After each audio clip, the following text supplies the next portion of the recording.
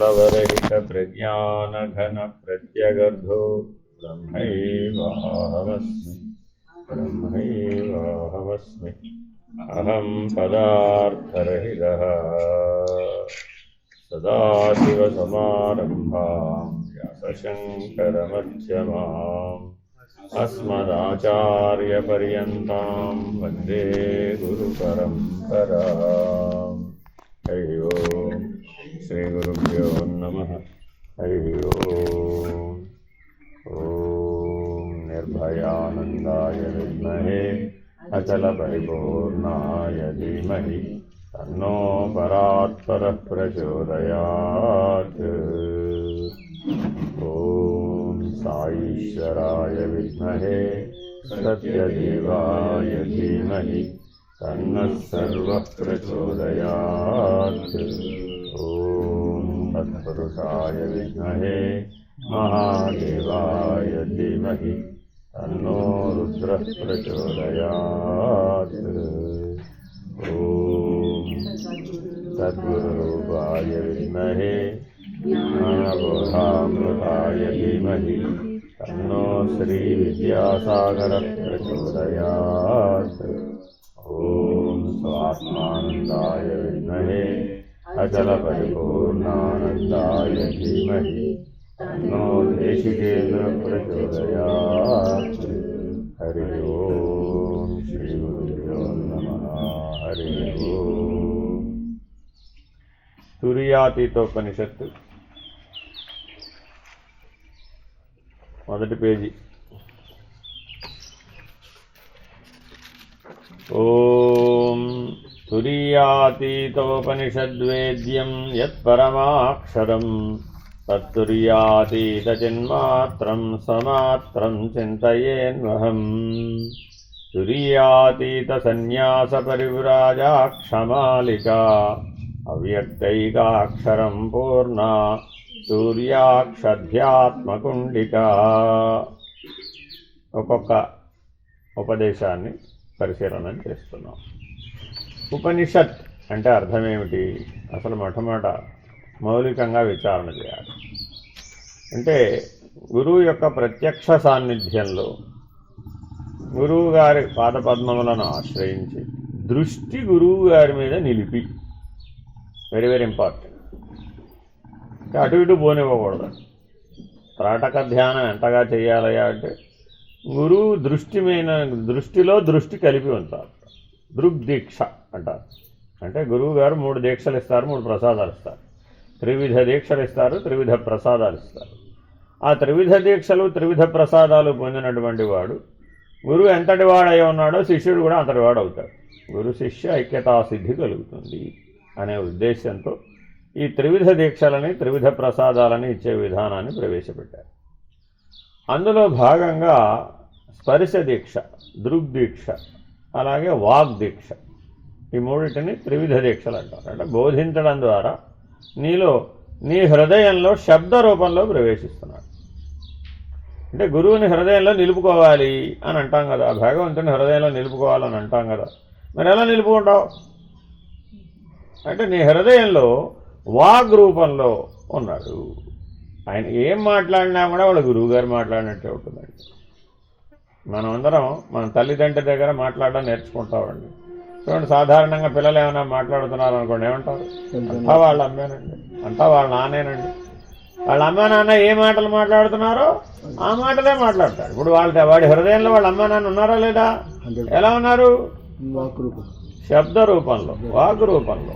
మరి ఆ వాగ్దేవత మనలో ఉందా లేదా? మరి ఆ వాగ్దేవత అనుగ్రహం ఉంటేనే మాట్లాడుతున్నాం. కానీ ఎవరైనా మాట్లాడేటప్పుడు ప్రతి ఒక్క మాట దివ్యమైనటువంటిదే అయి ఉండాలి అనే నియమాన్ని ఏమైనా పెట్టుకున్నామా? లేదే. ఎందుకది? జ్ఞాన ప్రబోధకమైనటువంటిది కదా వాగ్దేవత. సంగీత సాహిత్యాలకి ఆవిడేగా ఆధారం, ఆ సరస్వతేగా ఆధారం. మరి అటువంటి సరస్వతీదేవి కృప లేకపోతే ఏ జ్ఞానశక్తే లేదు. మరి మనం అనుకుంటున్న వ్యవహార జ్ఞానం అంతా కూడా ఆవిడదయే. బుద్ధి సరిగ్గా పనిచేయలేదండి, బుద్ధి మాంద్యం ఏర్పడిందండి. ఇప్పుడు వాడికి ఏ జ్ఞానమైనా పనిచేస్తుందా? పనిచేయదు కదా. మరి ఆ బుద్ధి మాంద్యం లేకుండానే పుట్టాంగా. ఎవరు అనుగ్రహం అయ్యా? అత నీ కెపాసిటీనేనా, నీ తెలివేనా? నీ తెలివితో అయితే నువ్వు గింజ అర్థం కావడం కూడా కష్టమే. మన శరీరంలో నువ్వు గింజ స్థాయిలో కూడా అనేక గ్రంథులు ఉన్నాయి. ఒక్కొక్క గ్రంథి ఎంత ఉంటాయి అంటే నువ్వు గింజలో లెవెల్లో కూడా ఒకటి ఉంటుంది. మరి ఆ నువ్వు గింజ స్థాయిలో ఉన్న గ్రంథిని పని చేయించడానికి అది విడుదల చేసే హార్మోన్లు ఎంత ఉంటాయి అంటే మరి అంత సూక్ష్మమైనటువంటి మానవ జీవన విధానాన్ని అర్థం చేసుకోవాలి అంటే మరి ఎంత తెలివితేటలు ఉండాలి. అందరికీ ఒకే తెలివితేటలే ఉన్నాయని చెప్పగలవా? ఎలా చెప్తావు? అందరికీ ఒకటే తెలివితేటలు అయితే అందరూ 1వ క్లాస్ చదువుకుని బయటకు వచ్చేది PhD దాకా చదవడం ఎందుకు? అలాగే గురుకుల విద్యా విధానం, ఆశ్రమ విద్యా విధానం, ఆశ్రమము అని అసలు దేనంటారయ్యా భారతదేశంలో అంటే ప్రస్థానత్రయం బోధించేవాడిని ఆశ్రమాలు అంటారు. ప్రస్థానత్రయం బోధించకుండా వేద విభాగంలో ఉన్నటువంటి కర్మకాండని బోధించే వాటిని గురుకులాలు అంటారు. రెండింటి మధ్య భేదం ఇది. గురుకుల విద్యా విధానం అంటున్నారు అంటే అర్థం ఏంటి అంటే 64 విద్యలు వేదంలో బోధించబడ్డాయి. ఆ 64 విద్యలు కూడా కర్మకాండలో భాగమే. అటువంటి 64 విద్యలని కూడాను అందించేది గురుకుల విద్యా విధానం. చతుషష్ఠి కళలు అంటారు వాటి. ఆ చతుషష్ఠి కళల ద్వారా నీ జీవితం సులభంగా సాగుతుంది. నీవు ఆనందంగా జీవించవచ్చు, లోకం కూడా ఆనందంగా జీవించవచ్చు. లోకా సమస్త సుఖినో భవంతు అనేటటువంటి ఆ లక్ష్యాన్ని చేరుకోవడానికి ఈ చతుషష్ఠి కళలు ఉపయోగపడతాయి.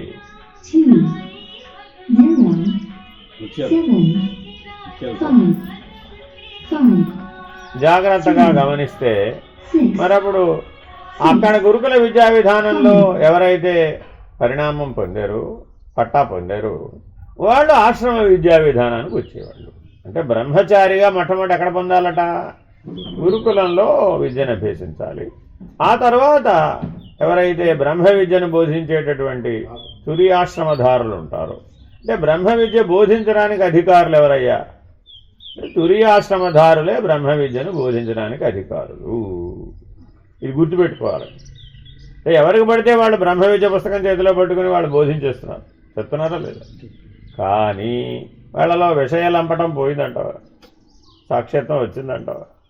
ఆ సాక్షిత్వం అవస్థాత్రయ సాక్షిత్వంలో నిలబడిందంటావా? ఆ అవస్థాత్రయ సాక్షిత్వాన్ని అనుభవ సిద్ధం చేసుకున్నవాడెవడు? వాడు తుర్యనిష్ఠుడు. వాడు అధికారి. దేనికి? బ్రహ్మ విద్యని బోధించడానికి కానీ తెలియజెప్పడానికి కానీ ఆశ్రమ నివాసానికి కానీ వాడు అధికారి. అంటే అందుకని ఎవరిని పెడితే వాళ్ళకి ఆశ్రమ నివాసం ఇవ్వరు. శాశ్వత ఆశ్రమ నివాసం ఇవ్వాలి అంటే తురియాశ్రమధారి అయినటువంటి వాడికే ఆశ్రమవాసం.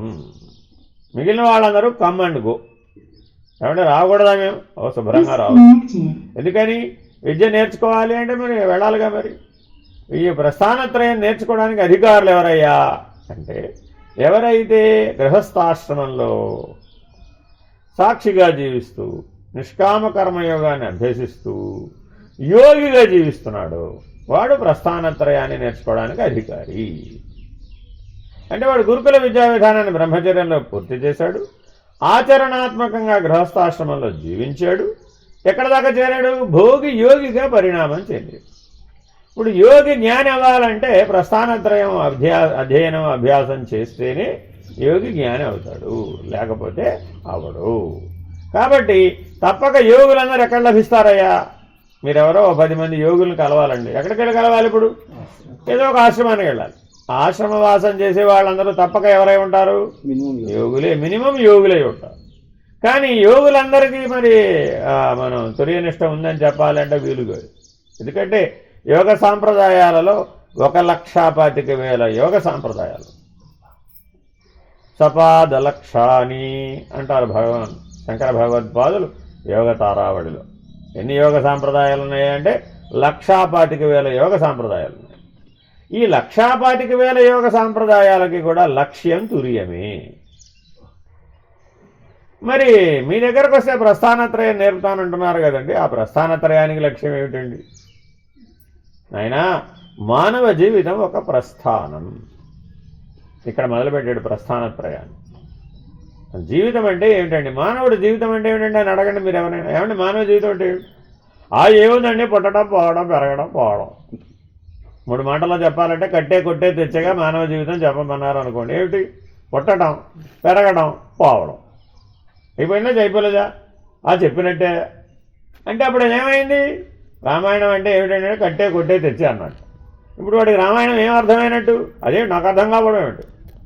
వారధి కట్టాడు, రావణాసురుని కొట్టాడు, సీతను తెచ్చాడు. అంతేగా రామాయణం 3 మాటలు అయిపోయినట్టే. ఇలా నేర్చుకుంటున్నారు ఇవాళ విద్యా విధానాన్ని. ఇలా నేర్చుకుంటే ఇది సాంగమైనటువంటి విద్య కాదు, సాధికారకమైనటువంటి విద్య కాదు. ఎందుకని? విద్య అంటే ఏమిటయ్యా? బ్రహ్మ విద్య అని ఎందుకన్నారు దీన్ని? ఈ విద్య అన్న శబ్దం దేనికి పడితే దానికి జోడించకూడదండి. ఇవాళ ఉన్న కాలంలో ఉచితానుచితములు అనేటటువంటి సంస్కారం లోపించటం వలన ఏది పడితే దానికి జోడించేస్తాం. మహాకారణ శరీరం అని మనం ప్రస్థానత్రయంలో చెప్తే ఈ మహాని పట్టుకెళ్ళి దేనికి పడితే దానికి జోడించేసి దాని గొప్పదనాన్ని పెంచేసామనుకున్నాను. మహాధర్ణ పెద్ద బాగానే పడతాడు. మహాధర్ణ అర్థం ఉందే దానికి. అంటే సంస్కృతంలో చెప్తే గొప్ప అనేటటువంటి లక్షణం వచ్చేస్తుంది. అసలు ధర్నా అన్న పదం సంస్కృతంలో ఉందే. అంటే ఇప్పుడు మనం ఏం చేస్తున్నాం? ఎడా పెడా, కుడి చేయి ఎడమ చేయి తేడా తెలియదు అనమాట. అంటే ప్రాథమిక స్థాయి వివేకమే అందుకోలేకపోయాడు. భాషా సౌందర్యం తెలియాలి అంటే, అందుకని ప్రస్థానత్రయం నేర్చుకోవాలి అంటే 5 రకాలైనటువంటి జ్ఞానం ఉన్న వాళ్ళకే ప్రస్థానత్రయం నేర్పుతారు. ఋషికేశ్ వెళ్ళారనుకోండి మీరు, మనం భారతదేశంలో ప్రస్థానత్రయం ప్రముఖంగా లక్షలాది సంవత్సరాల నుంచి బోధించబడుతున్నది ఋషికేశం. అది ఋషికేశం కాదు, అది ఋషికేశం. విష్ణు సహస్రనామాల్లో పరమాత్మ యొక్క నామం ఋషికేశుడు. ఆ పేరు మీద పెట్టారు ఆ క్షేత్రానికి పేరు. అది ఋషికేశ క్షేత్రం. అది దానికి ముందున్నది హరిద్వార్. హరిద్వార్ అంటున్నాం కదా, అది ఆ హరిద్వార్. మీరు అక్కడికి వెళ్ళి లోకల్ వాళ్ళని అడిగితే ఏ హరిద్వార్ హై అంటాడు. హరిద్వార్ అంటే ప్రతి ఒక్కడికి మోక్ష ద్వారం. ఆ హరిద్వారం, హరిద్వార్ ప్రతి ఒక్కడికి ద్వారం. హరిద్వార్. హరిని దర్శించడానికి కూడా అదే ద్వారం. ఎందుకంటే దాని అవతల బద్రీనాథ్ ఉంది. ఆ బద్రీనాథ్కి వెళ్ళాలంటే హరిద్వార్ నుంచే వెళ్ళాలి. అలా కూడా సరిపోయింది. ఈశ్వరుని దర్శించాలి, కేదార్నాథ్ వెళ్ళాలి, అప్పుడు కూడా హరిద్వార్. హర హర మహాదేవ్. అందుకని ఉత్తరాదంతా కూడా నమశివాయ మంత్రం చెప్పరండి, పంచాక్షరి మంత్రం చెప్పరు. ఉపదేశం ఉన్నవాళ్లే పంచాక్షరి, ఉపదేశం లేని వాళ్ళందరూ కూడా హర హర మహాదేవ్ అంటుంటారు. అందుకని మీరు ఉత్తర భారతదేశంలో ఏ శివాలయానికి వెళ్ళినా హర హర మహాదేవ్ అనే నామస్మరణే వినపడుతుంది. కాబట్టి ఉపదేశం ఉన్నటువంటి వాడి జీవితం ఒకలాగా ఉంది, ఉపదేశం లేని వాడి జీవితం ఒకలాగా. ఎలాగయ్యా అంటే లక్ష్యం తెలిసి జీవించిన వాడు ఒకలాగా జీవిస్తున్నాడు, అసలు లక్ష్యమే లేకుండా జీవించేవాడు మరొకలాగా జీవిస్తున్నాడు. ఇది మన జీవితంలో ప్రతి ఒక్కరిని దర్శించవచ్చు. మీకు చిన్న పిల్లవాడికి విద్య యొక్క ఔన్నత్యాన్ని చెప్పాలి. ఎప్పుడు ఎవరికి? 5వ క్లాస్ పిల్లాడికి చెప్పాలి. ఎలా చెప్పాలి? బాగా చదువుకోమని చెప్పాలి. ఎలా చెప్పాలి? 5వ క్లాసులో ఆపేయకూడదు. ఆపొచ్చుగా, వాళ్ళందరూ ఆపేస్తున్నారుగా. 5th క్లాస్ డ్రాప్ అవుతుంది, వాడు రాయడు పరీక్షలు, వెళ్ళిపోతాడు. సమాజంలో ఏదో పని నేర్చుకుంటాడు, వాడు పట్టపోసుకుంటాడు, అయిపోతుంది, జీవితం వెళ్ళిపోతుంది. అలా జీవించకూడదా? ప్రశ్న వచ్చిందండి మా జీవితంలోనే. మేము ఎన్నో పెద్ద పెద్ద పాఠాలు అప్పటికే బోర్డు చెప్తున్నాం. మా పిల్లాడిని 6వ క్లాస్లో స్కూల్లో చేర్చాలి. ఏ స్కూల్లో చేరతావురా అని వాడి ఆ ఊళ్ళో ఉన్న స్కూల్ అని చూపెట్టాను. నేను ఈ స్కూల్లోనే చేరతాను అన్నాడు. సరే వెళ్ళాం.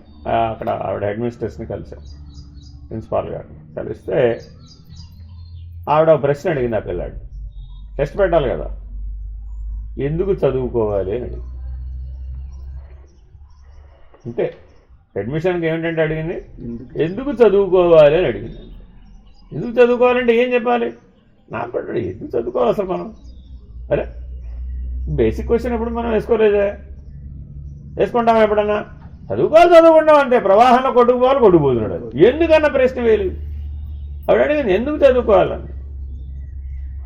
పిల్లవాడు చెప్పగలుగుతాడా? చెప్పలేడుగా. వెంటనే ఆవిడ చెప్పింది, నాయన చదువుకోని వాళ్ళ కోసమని మనం అనేక రకాల కళలు వృద్ధి చేయించాం. ఏమిటవి?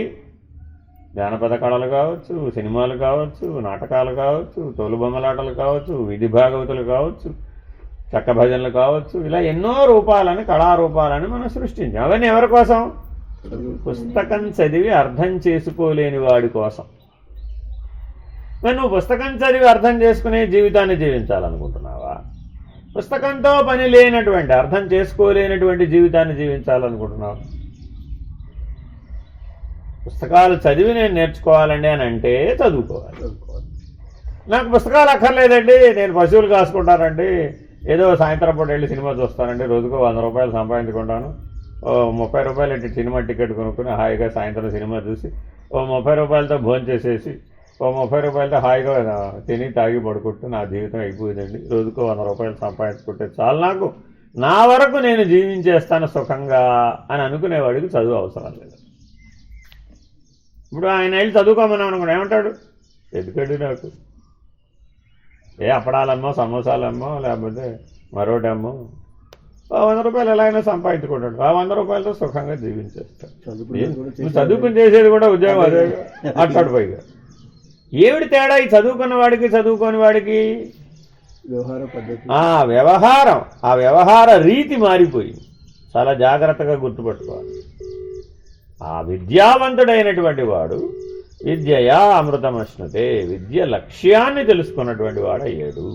ఆ విద్యను సరిగా ఉపయోగించుకోవడం వచ్చినటువంటి వాడు, ఆ అమృతత్వ స్థితికి చేరుకున్నటువంటి వాడు, ఆ శాశ్వతత్వ స్థితికి చేరుకున్నటువంటి వాడు. కాబట్టి ప్రస్థానత్రయాన్ని, మానవ జీవితాన్ని ఒక ప్రస్థానం అనే దృష్టితో బోధిస్తున్నది. ఇది గుర్తుపెట్టుకోవాలి. మానవ జీవితం అంతా కూడా ఒక ప్రస్థానం. ప్రస్థానం అంటే ఏమిటి? ఒక చోటు నుంచి మరొక చోటికి చేరటం, పరిణామం చెందటం, గతిశీలమైనటువంటి విద్యా విధానం. ఒక నది ఎలా అయితే ప్రవహిస్తూ ఉంటుందో, గంగానది ఎలా అయితే నిరంతరాయంగా 365 రోజులు ప్రవహిస్తోందో, అలా మనలో విద్య అనేది ప్రవహిస్తోందట. ఆ జ్ఞానగంగా ప్రవాహం నీలో ఉన్నదయ్యా సహజంగా. ఏ పశువుకో విద్య నేర్పాలంటే నేర్పగలుగుతామా? బ్రహ్మ విద్య పుస్తకం ఇచ్చి ఓ పశువుని చదవమన్నాం అనుకోండి, శుభ్రంగా పుస్తకం తినేస్తుంది. దానికి తెలిసిన విద్యది. అన్నీ దానికి ఆహారం కింద లెక్క. మరి అదే మానవుడికి ఇస్తే పుస్తకం అలాగే ఉంది, తరతరాల పుస్తకం చదువుకోవడానికి అందుబాటులో కూడా ఉంది, అందులో ఉన్న విద్యని గ్రహించాం. మరి ఇప్పుడు ఆ విద్య మనలో నిలబడిందా లేదా? రోజువారీ జీవితంలో నిత్యయుక్తంగా ఉపయోగపడుతుందా లేదా? కాబట్టి నీలో ఉన్నటువంటిది జ్ఞానగంగా ప్రవాహము. నీ మాట జ్ఞానగంగా ప్రవాహమై ఉండాలి, నీ ఆలోచన జ్ఞానగంగా ప్రవాహమై ఉండాలి, నీ నిర్ణయం లోక కళ్యాణానికి శిరోధార్యమై ఉండాలి. ఆ ఒక్క మాట పాటిస్తే చాలురా, మనం అందరం మన జీవితాలు వెళ్ళిపోతాయి. ఎంత ఉత్తమమైనటువంటి సూచన ఇది అనేటటువంటి పద్ధతిగా నీ ఆలోచన ఉండాలి, నీ నిర్ణయం ఉండాలి, నీ వాక్కు ఉండాలి, ఆ త్రికరణ శుద్ధి కలిగి ఉండాలి. అందుకని భగవాన్ బాబావారు ఏమంటారు? వేదవాక్యం చెప్తారండి ఇప్పుడు. ఏమిటది? మనస్ వాక్ కర్మ, అంతేగా? మనస్యేకం వచస్యేకం కర్మణ్యేకం మహాత్మన. మనస్సన్యత్ వచస్సన్యత్ కర్మణన్యత్ దురాత్మన. ఏమండి, నువ్వు మంచివాడివా చెడ్డవాడివా? ఇది విద్యావంతుడైనా మంచివాడై ఉండొచ్చు, చెడ్డవాడై ఉండొచ్చు. విద్య లేనివాడైనా కూడా మంచివాడు చెడ్డవాడై ఉండొచ్చు. కానీ పుస్తకం చదివితే ఎలా తెలిసినట? చదువుకున్న వాడిని అడిగాం, ఏమయ్యా మంచివాడు అంటే ఎవరు, చెడ్డవాడు అంటే ఎవరు? ఈ సమాధానం చెప్పాడు. ఎందుకని? చదువుకున్నాడు కాబట్టి, విద్యావంతుడు కాబట్టి. ఎవరు భారతదేశంలో మంచివాడు ఎవరు అని అడగండి. మీరు అదే ఇతర దేశాల్లో మంచివాడు ఎవరు అడగండి. మంచివాడు అంటే ఏమిటి? గుడ్ హ్యాబిట్స్ ఉన్నవాళ్ళందరూ గుడ్ అని వాళ్ళు మీరు తేల్చేశారు, ఇది గ్లోబల్గా డిసైడ్ చేసేసారు. Who is good? A persons behaviour with his habits which is good for him, for the society is good అంటే ఇలా నిర్వచనం పెట్టారు. అంటే ఇప్పుడు ఎక్కడ తీసుకొచ్చేసాం దీన్ని? స్థూలానికి తెచ్చేసాం, శాంతం స్థూల జీవితానికి తెచ్చేసాం. కానీ భారతదేశంలో మంచివాడు అంటే వీడు మంచివాడు కాదు. అంటే వాడి పళ్ళు వాడు తమ్ముకొని, వాడి పళ్ళు వాడు తమ్ముకొని, వాడి ఇల్లు వాడు కడుక్కొని, అన్నీ వాడి కోసమే వాడు జీవిస్తే వాడు మంచివాడని చెప్పలేదు. ఎలా చెప్పాము? మనస్యేకం వచస్యేకం కర్మణి ఏకం మహాత్మన. ఎందుకు గాంధీ గారిని మహాత్మా అని అందరు పిలిచారు? ఏం చేశాడంటే ఆయన వచ్చి సరాసరి కాశీ వెళ్ళాడు. భారతదేశానికి వచ్చినప్పుడు అందరూ కాశీ విద్యాపీఠానికి కదా వెళ్ళేది. ఆయన వెళ్ళి గంగా నదిలో స్నానం చేస్తున్నాడు. స్నానం చేస్తూ ఉంటే ఒక ఆవిడ పాపం చిరిగిన వస్త్రాలతో ఇబ్బంది పడుతుంది. ఆయన ఏం చేశాడు, మరి సహాయం చేయాలని అనిపించింది. ఎలా సహాయం చేస్తాడు? తన పై పంచని ఆ నీళ్ళలో జార విడిచాడు. ఆవిడ ఆ వస్త్రం కప్పుకుని బయటికి వెళ్ళి ఆవిడ ఇబ్బందిని తొలగించుకుంది. ఇది చిన్న విషయమైనా కాదా? ఏ మానవుడికైనా స్ఫురిస్తుంది. మీకు మానవత్వం అన్న ప్రతి వారికి స్ఫురిస్తుంది. ఆయన ఏం చేశాడంటే, భారతదేశంలో ఆనాడు 30 కోట్ల మంది ఉన్నారు. ఇవాళ 130 కోట్ల మంది ఉన్నారు. 30 కోట్ల మంది జనాభా ఉన్న రోజున 1910లో వస్త్రం లేదు అనేవాడు ఒక్కడ కూడా మిగలనంత వరకు నేను ఒక్క వస్త్రాన్ని ధరిస్తాను పొమ్మన్నాడు. ఎంత పెద్ద నిర్ణయం తీసుకున్నాడు. నిర్ణయం అందరం తీసుకుంటాం. ఇలాంటి నిర్ణయాలు మన జీవితంలో కూడా చాలా చేస్తామండి, కానీ పాటించేవి. అలా ఆనాడు నిర్ణయం తీసుకున్నవాడు తన ఆఖరి దశ వరకు కూడా, మీరు అందుకని ఆయన షూటౌట్ చేసినప్పుడు కూడా ఆయన కేవలం కొల్లాయి కట్టుకునేవాడు అంతే. అందుకని ఇప్పుడు ఆయన ఏమయ్యాడు? మనస్యేకం వచస్యేకం కర్మణ్యేకం. స్వదేశీ ఖద్దర్ ఆనాడు ఎలా వచ్చిందండి అంటే ఓ విప్లవంలాగా వచ్చింది. ఎలా వచ్చింది? ఆయన ఆచరించాడు. అన్ని చోట్లకు అలాగే వెళ్ళాడు.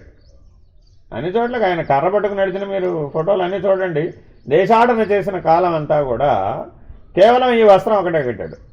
అది సన్యాసాశ్రమ ధర్మం. అందుకని మీరు చూడండి, సన్యాసులు ఏకవస్త్రధారులే ఉంటారు. నీ వస్త్రధారణ బట్టి చెప్పేది నీ ఆశ్రమం ఏదో. రెండో వస్త్రం ధరించావు, అయిపోయింది గృహస్థాశ్రమం.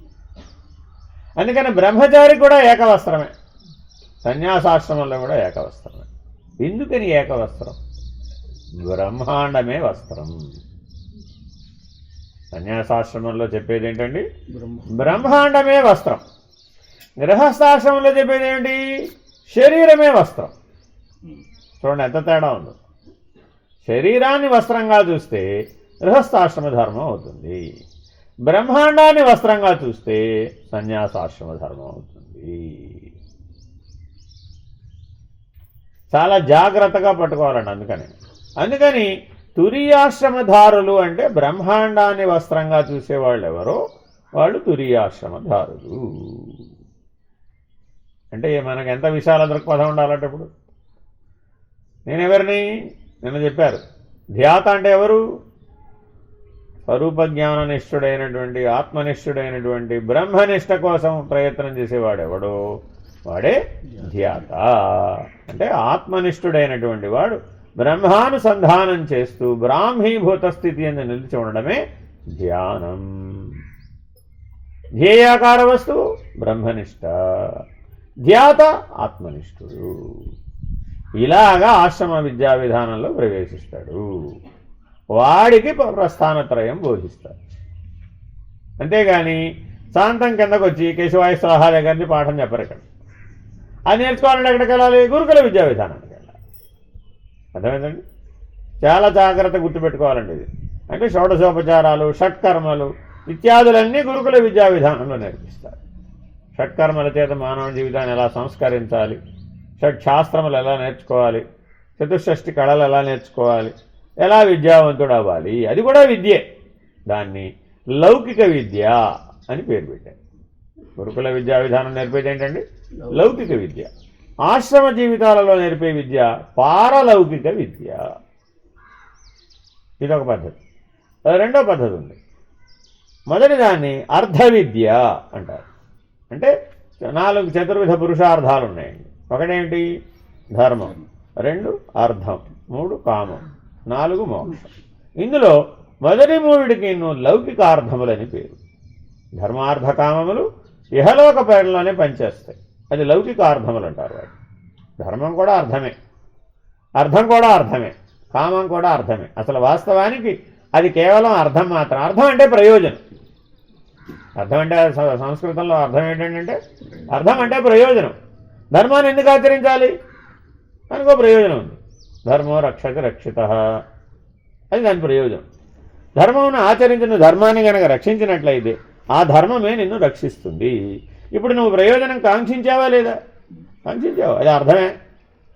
ఇది అర్థశాస్త్రంలో కౌటిల్యుడు ఇచ్చినటువంటి నిర్వచనం. అంటే షట్శాస్త్రములు ఉన్నాయి మనకి. ప్రతి శాస్త్రము కూడా ఈ ధర్మార్థ కామాలనే నిర్వచించిన ఆ షట్శాస్త్రములు కూడా. న్యాయశాస్త్రం దీన్ని న్యాయం అంటుంది, అర్థశాస్త్రం అర్థం అంటుంది, కామశాస్త్రం కామం అంటుంది. అదే కౌటిల్యుడు కామశాస్త్రం రాశాడు. చాలామంది దాన్ని పొరపాటు అర్థం తీసుకుంటారండి. కోరిక, నేను రక్షింపబడాలి అనే కోరిక నీకు ఉందా లేదా? అది కామమే. కాకపోవడమే. అభద్రతాభావం ఉందండి. ఉదాహరణ చెప్తా. ఈ మేడం ఈ దీని మీద నుంచి ఒక 10 పాములు ఇట్లా వేలాడి కిందకు చూస్తూ ఉన్నాయి, చూరులోంచి కనపడుతున్నాయి. మనం ఎవరైనా దీని కింద ఉంటామా? ఎందుకని? అభద్రతాభావన. మరి నేను బాగుండాలి, నేను భద్రంగా ఉండాలనుకోవడం తప్పేమైనా ఉందా? తప్పేమీ లేదు. అది ధర్మ విహితమైన కామం. యోగము క్షేమం అనే 2 కోరికలే. యోగిగా మారాలని కాంక్షించాలా వద్దా? కాంక్షించాలి. అనుకోకపోతే ఎట్ట అవుతావు? ఆ కోరిక లేకపోతే భోగిగానే ఉంటాడు, కానీ యోగి కాడు కదా. ఆ యోగి జ్ఞాని అవ్వాలంటే మరి ప్రస్థానత్రయాన్ని నేర్చుకోవాలి కదా. అలా నేర్చుకునే విద్యా విధానంలో నువ్వు ప్రవేశించకపోతే ఆ పరిణామాన్ని పొందలేవు కదా. కాబట్టి జాగ్రత్తగా గమనిస్తే లౌకికమైనటువంటి విద్యలు నేర్చుకున్న వాళ్ళని విద్యావంతులని అనను. ఎవరినంటాం? పరమార్థిక విద్య, పరమార్థాన్ని బోధించేటటువంటి ఆశ్రమ విద్యా విధానాన్ని మాత్రమే పొందిన వాళ్ళు మాత్రమే విద్యావంతులు. కాబట్టి భారతదేశంలో విద్యావంతులంటే ఎవరయ్యా అంటే ప్రస్థానత్రయం ఎవరైతే సాంగమైనటువంటి విద్య అభ్యసిస్తారో వాళ్ళే విద్యావంతులు. మిగిలిన వాళ్ళందరూ కూడా విద్యాహీనులు.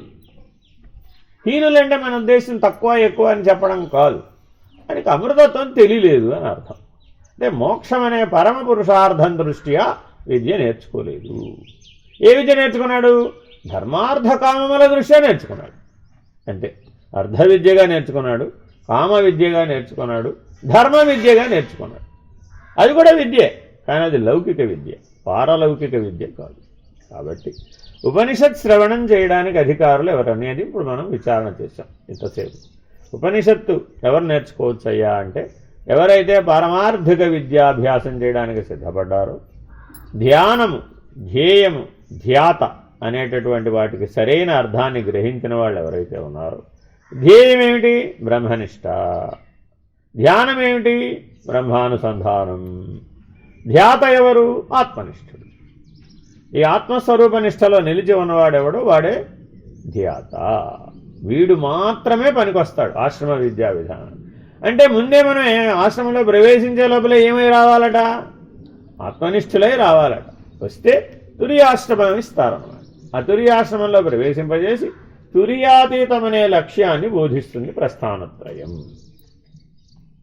ఎవరైతే తురియనిష్ట కలిగినటువంటి వాళ్ళు ఉన్నారో వాళ్ళకి తురియాతీతమనే లక్ష్యాన్ని అందించేదే ప్రస్థానత్రయం. ప్రస్థానం అంటే నాకేం చెప్పిన అర్థం? ఒక చోట నుంచి మరొక చోటికి, ఒక దశ నుంచి మరొక దశ. గంగా నది ప్రస్థానం ఎక్కడి నుంచి చేసిందయ్యా అన్నా. అబ్బో, హరిపాదోద్భవ గంగా అక్కడ పుట్టిందట. ఎక్కడో వైకుంఠంలో విష్ణుమూర్తి యొక్క పాదాల వద్ద ఆ గంగాదేవి పుట్టిందట. ఆ తర్వాత ఏమైందండి? ఆకాశగంగగా ప్రవహించిందట. ఆ తర్వాత ఏమైందండి? శంభునిశరం మీద పడిందట. ఆ తర్వాత ఏమైందండి? హిమవత్ పర్వతాల్లో పడిందట. ఆ తర్వాత ఏమైందండి? భారతావనంలో ప్రవహించిందట. ఆ తర్వాత ఏమైందండి? సముద్రంలో వేసింది. ఆ తర్వాత ఏమైందండి? పాతాళానికి ప్రవహించిందట. సముద్ర గర్భంలో అడుగునుందండి పాతాళం. కాబట్టి ఆ పాతాళం దాకా కూడా ప్రవహించింది. విష్ణుపాదోద్భవ గంగ పాతాళం వరకు వెళ్ళిందట, ప్రస్థానం చేసింది. ఇలా వెళ్ళటాన్ని ఏమంటారండి? ప్రస్థానం. కాబట్టి ఒక నదీ ప్రవాహం ఎలా అయితే ఆగకుండా ప్రస్థానం తన గమ్యానికి చేరుకున్నదో, అంత్యానికి చేరుకున్నదో, అలాగే మానవుడు ఈ జన్మలోనే పరమపురుషార్థాన్ని సాధించడం ఎలాగా? ఆ పరమపురుషార్థం అని ఎందుకన్నారట? మోక్షం. మోక్షానికి పరమపురుషార్థం అనే పేరు ఎందుకు పెట్టారట అంటే ఆ పరమపురుషుడు నేనే. ఆ పురుషోత్తముడు ఎవరండి? నేనే అనే నిర్ణయాన్ని కలిగిస్తున్నట.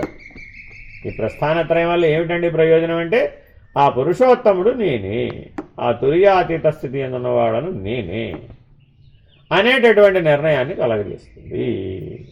విద్యావంతుడు ఎవరయ్యా? పరమపురుషుడు నేనే అనే నిర్ణయం పొందినవాడెవడు? వాడే విద్యావంతుడు. పురుషోత్తముడను నేనే. ఆ విశ్వవ్యాపకమైనటువంటి వాడను, విశ్వగర్భుడను, విశ్వం విష్ణుర్వషట్కారమని చెప్పబడేటటువంటి ఏ విష్ణువు అయితే ఉన్నాడో ఆ విష్ణువు పురుషోత్తముడు, ఆయన పరమపురుషుడు. అందుకని ఎవరు కీర్తించినా కూడా ఈ పురుషోత్తమునే కీర్తిస్తూ ఉంటారు.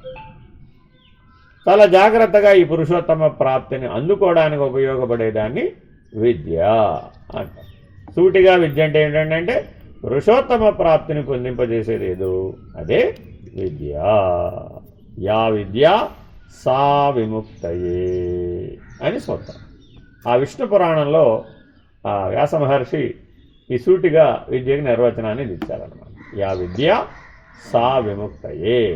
బంధమును పెంచేది కాదు విద్య, బంధము నుంచి విముక్తి కలిగించేది. విముక్తి అని ఎందుకన్నారు? ముక్తి అనొచ్చుగా. శాశ్వతంగా మళ్ళీ తిరిగి రాని పద్ధతిగా, పునరావృత్తి రహిత పద్ధతిగా ముక్తి కలిగింది. దాని పేరు విముక్తి. యా విద్య సా విముక్తయే విద్యయా అమృతమశ్నుతే. ఇది విద్యకి నిర్వచనం. కాబట్టి విద్య అనగా ఏమంటే ప్రస్థానత్రయం అభ్యాసం చేయడమే విద్య. సరే, ఇప్పుడు అసలు విషయంలోకి వద్దాం. ఈ తురీయోపనిషత్తే ఈ తురీయోపనిషత్తుచే ప్రతిపాదించబడుతున్నది పరమాక్షరమైనది చిత్ స్వరూపము కేవల స్వరూపమగు తురీయాతీత చిన్మాత్రమును చింతన చేయుచున్నాము. తురీయాతీత అద్వైత స్వరూపులము అగుచున్నాము. తురీయాతీతులకు సన్యాస పరివ్రాజకులకు తులసిమాల వంటిదగు అవ్యక్త ఏక అక్షర పూర్ణ జ్ఞాన సూర్య తేజో విభవమును ఉపాసిస్తున్నాము. తత్ చిత్ కేవల స్వరూపమునకు నమస్కరిస్తున్నాము. మొదటి శ్లోకం, మొదటి ఉపదేశం జాగ్రత్తగా గమనిస్తే ఏం చేస్తున్నామట ఇందులో? ఇది ఉపాసన. ఉపనిషత్ అధ్యయనం అంటే ఉపాసన. ఉపాసన అంటే అర్థం ఏమిటి? ఉపాసన, ఉపాసకుడు, ఉపాస్యం. మళ్ళీ అక్కడ కూడా త్రిపుటి ఉంది. ఏముందండి అక్కడ? ఉపాసన, ఉపాసకుడు, ఉపాస్యం. అయితే అద్వైతం అన్నప్పుడు ఏమైందట? ఈ మూడు కలిసిపోయినాయి. అందుకని విద్యా విధానంలో ధ్యానము, ధ్యేయము, ధ్యాత, ఉపాసకుడు, ఉపాసన, ఉపాస్యము, జ్ఞానము, జ్ఞేయము, జ్ఞాత, ఈ మూడింటినే చెప్తాం, ఇంకా మిగిలిన చెప్పం. ఎందుకని ఇంకా చాలా ఉన్నాయి. అవన్నీ కూడా లౌకిక అర్థములు, ఇహలోక అర్థములతో చెప్పబడ్డాయి. అర్థమేనండి? ఏమిటవి? మెలకువ, కళా, నిద్ర, అది కూడా ఒక త్రిపుటే. కానీ దాని సంగతి అసలు చెప్పం. ఎక్కడ ఎందుకు చెప్పాము? అది స్థూల శరీర భావంతో, సూక్ష్మ శరీర భావంతో, కారణ శరీర భావం, అది కూడా ఒక త్రిపుటే. మళ్ళీ స్థూల సూక్ష్మ కారణాలు కూడా ఒక త్రిపుటి. ఏ ముట్టుకున్న మౌనం నుంచి కదిలేడండి త్రిపుటే. అర్థమైందండి? గాఢమైనటువంటి మౌన నిష్ట నుంచి కదిలేడండి. మరి మాట్లాడేవాడు ఒకడు ఉన్నాడా లేదా? మాట్లాడటం అనేది ఒకటి ఉందా లేదా? మాట్లాడటం వల్ల తెలియబడేది ఒకటి ఉందా లేదా? మళ్ళీ మూడు వచ్చేసినాయిరా బాబోయ్. కదిలితే మూడు వచ్చేస్తాయి. అర్థమైందండి? జ్ఞాత తన స్థానం నుంచి ఒక మెట్టు కదిలితే మనసు వచ్చేసి, మనసు రాగానే త్రిపుటి పుట్టేసి. ఎందుకని? మనస్సుని కలిగి ఉన్నవాడు మనసు, మనసు వల్ల ప్రయోజనం, మూడు వచ్చేసి. మీరు ఇల్లు కట్టుకున్నారండి, ఎవరు కట్టారండి? ఇది యజమాని. ఏం చేశాడండి? ఇల్లు కట్టాడు. దేనికండి? ఓ ప్రయోజనం కోసం. మూడు వచ్చేసిన వాడు. కాబట్టి ఈ ప్రపంచంలో సృష్టి మొత్తం మీద అంతటా వ్యాపకమై ఉన్నది ఏమిటంటే ఈ త్రిపుటే. ఈ త్రిపుటి ద్వైతం. ఈ మూడుగా వ్యవహరించేదంతా ఏంటి? ద్వైతం. కలిపేస్తే అద్వైతం. అక్కడ మూడు లేవు. గంగా, యమున, సరస్వతి, అది కూడా ఒక త్రివేణి. మూడు నదులు. వేణి అంటే నది. అర్థమైందండి? వేణి అంటే జుట్టు. అది రెండు అర్థాలు. చాలా అర్థాలు ఉంటాయి సంస్కృత భాషలో, ఏ భాషలో అయినా కూడా. కాబట్టి ఆ త్రివేణి సంగమమైనటువంటి ప్రయాగకి వెళ్ళాం. ఏమిటంటే దాని విశేషం? మూడు నదులు కలిసిపోయినాయి. ఇప్పుడు అక్కడ ఏది గంగా, ఏది యమున, ఏది సరస్వతి అని చెప్పాలండి నీళ్లు తీసుకుని. ఎలా చెప్తాం? కుదరదా? ఎందుకని? అరే అలా అద్వైతంలో ఏమైపోయింది? జగజ్జీవేశ్వరత్రయం ఏకమైపోయింది. సృష్టికి మొదటి త్రిపుటి ఏమిటయ్యా అంటే జగత్తు, జీవుడు, ఈశ్వరుడు. అక్కడ ప్రారంభమైందట సృష్టి. అలాగే ప్రణవం నుంచి ప్రారంభమైందని అంటున్నాం కదా, మరి ఆ ప్రణవం ఎలా వచ్చిందయ్యా? త్రిమాత్రకాలతో వచ్చింది. ఆ ఊ మా అనే త్రిమాత్రకాలతో వచ్చింది, ముల్లోకములతో వచ్చింది. ముల్లోకములు ఏమిటి? భూలోకం, భువర్లోకం, సువర్లోకం. ముందు మూడు లోకాలే పుట్టినాయి. ఆ 3 14 అయినాయి. సరే ఎన్నైనా ఒకటే, అనంతమైంది, అనేకమైంది. ఆ అనంతం అనేకం కూడా మళ్ళీ ఏకమే. ఎందుకని ఏకం? ఆ ప్రణవం నుంచే వచ్చినాయేరా బాబు. సూర్యుడి నుంచి నవగ్రహాలు వచ్చినాయండి, అంతేనా కదా? ఆ నవగ్రహాల్లో భాగమేగా ఈ భూమి కూడా, ఆ భూమి మీద భాగమేగా పంచభూతాలు కూడా, ఆ పంచభూతాల్లో భాగమేగా జీవశరీరాల్లో భాగం, ఆ జీవశరీరాల్లో భాగం నీ శరీరం కూడా. ఇప్పుడు అద్వైతమా ద్వైతమా? ఆధార సూర్యుడు అక్కడే ఉన్నాడుగా, నువ్వు పుట్టకముందు అక్కడే ఉన్నాడు, నువ్వు పోయిన తర్వాత కూడా అక్కడే ఉన్నాడు. సకల జీవులకు ఆధారం ఎవరయ్యా అంటే ఆ సూర్యనారాయణుడే. మరి ఇప్పుడు ఆది ఎందున నారాయణ, ఆదినారాయణుడు ఎవరైతే వచ్చాడో ఆ ఆదినారాయణుడే ఈ సూర్యనారాయణుడిగా ప్రకటితమై ఉన్నాడు. ఆయన వేరే మళ్ళీ ఈయన వేరే అంటావాడు. అని మళ్ళా గొడవ వచ్చేసిందిరా బాబోయ్. వేరన్నామంటే ఏమైపోతుంది? ఇప్పుడు ఈయన అర్చానారాయణుడు, అర్థమైందండి? ఆయన సూర్యనారాయణుడు, ఆయన ఆదినారాయణుడు, మళ్ళీ నారాయణ కూడా త్రిపుడి పెట్టాడు. ఈయన ఎవరండి? అర్చానారాయణుడు అంటాడు. ఆయన ఎవరు? సూర్యనారాయణ. ఆయన ఎవరు? ఆయన ఆదినారాయణుడు. ఒరే రామ, చూడండి మీరు భూమి మీద ఇలా మూడు దేవాలయాలు ఉంటాయండి. ఏమిటాయండి? ముగ్గురు వేరు వేరేనండి.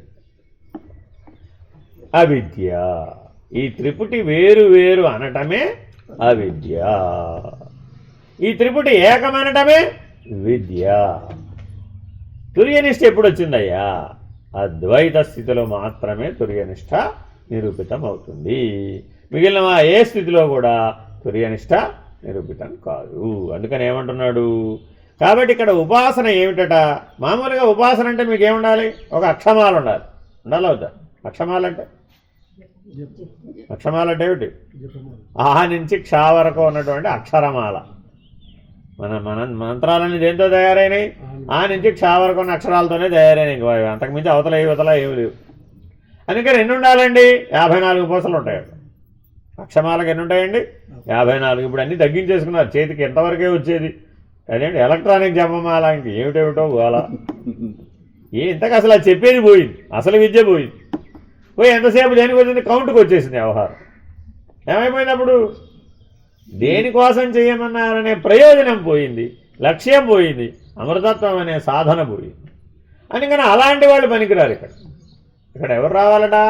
ఆత్మనిష్ఠుడై బ్రహ్మానుసంధానం చేస్తున్నాడట. అందుకే బ్రహ్మగారి చేతిలో అక్షమాలు ఉంటుందండి. లేదండి, బ్రహ్మగారి చేతిలో ఒక చేతిలో వేదాలు ఉంటాయి, ఒక చేతిలో అక్షమాలు ఉంటుంది, మరొక చేతిలో బ్రహ్మాండ కలశం ఉంటుందండి. ఇంకో చేతిలో ఏముంటుందండి? బ్రహ్మాండ కలశం ఉంటుంది. మరో 4వ చేతిలో ఏముంటుంది చెప్పండి? 4 ముఖాలు 4 చేతులు. అమ్మా, అదే ఒక దాంట్లో వేదాలు, ఒక దాంట్లో అక్షమాల, ఒక దాంట్లో బ్రహ్మాండ కలశం, మరో దాంట్లో ఏముంటుంది చెప్పండి? మరొక దాంట్లో ఏముంటుంది చెప్పండి? ప్రణవం. 4వ చేతిలో ఏముంటుందండి? ప్రణవం. ఆ ప్రణవమే బ్రహ్మము యొక్క సంకల్ప శక్తి. బ్రహ్మము యొక్క సంకల్ప శక్తే ప్రణవంగా ఆవిర్భవించింది. ఆ ప్రణవాన్ని గనక వెనక్కి విరమించినట్లయితే అదేనండి, ప్రణవం విస్తరిస్తే సృష్టి అయింది, ప్రణవం విరమిస్తే బ్రహ్మమే. అంటే ఇక్కడ చెప్పబడే ఉపాసన ఏమిటయ్యా తుర్యనిష్టలు అంటే ప్రణవమును విరమించడం చేయడం ఎట్లాగా, దాన్ని ఉపాసన అంటున్నారు.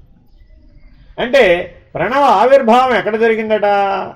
బ్రహ్మణోర్ అవ్యక్త అవ్యక్తాన్ మహత్ కదా, అక్కడ వరకే మాట్లాడతాం. మహదహంకార స్థితి నుంచి మాట్లాడు. అంటే ఇప్పుడు ఇక్కడ ఉపాసన అంతా ఎక్కడ చెప్పాము?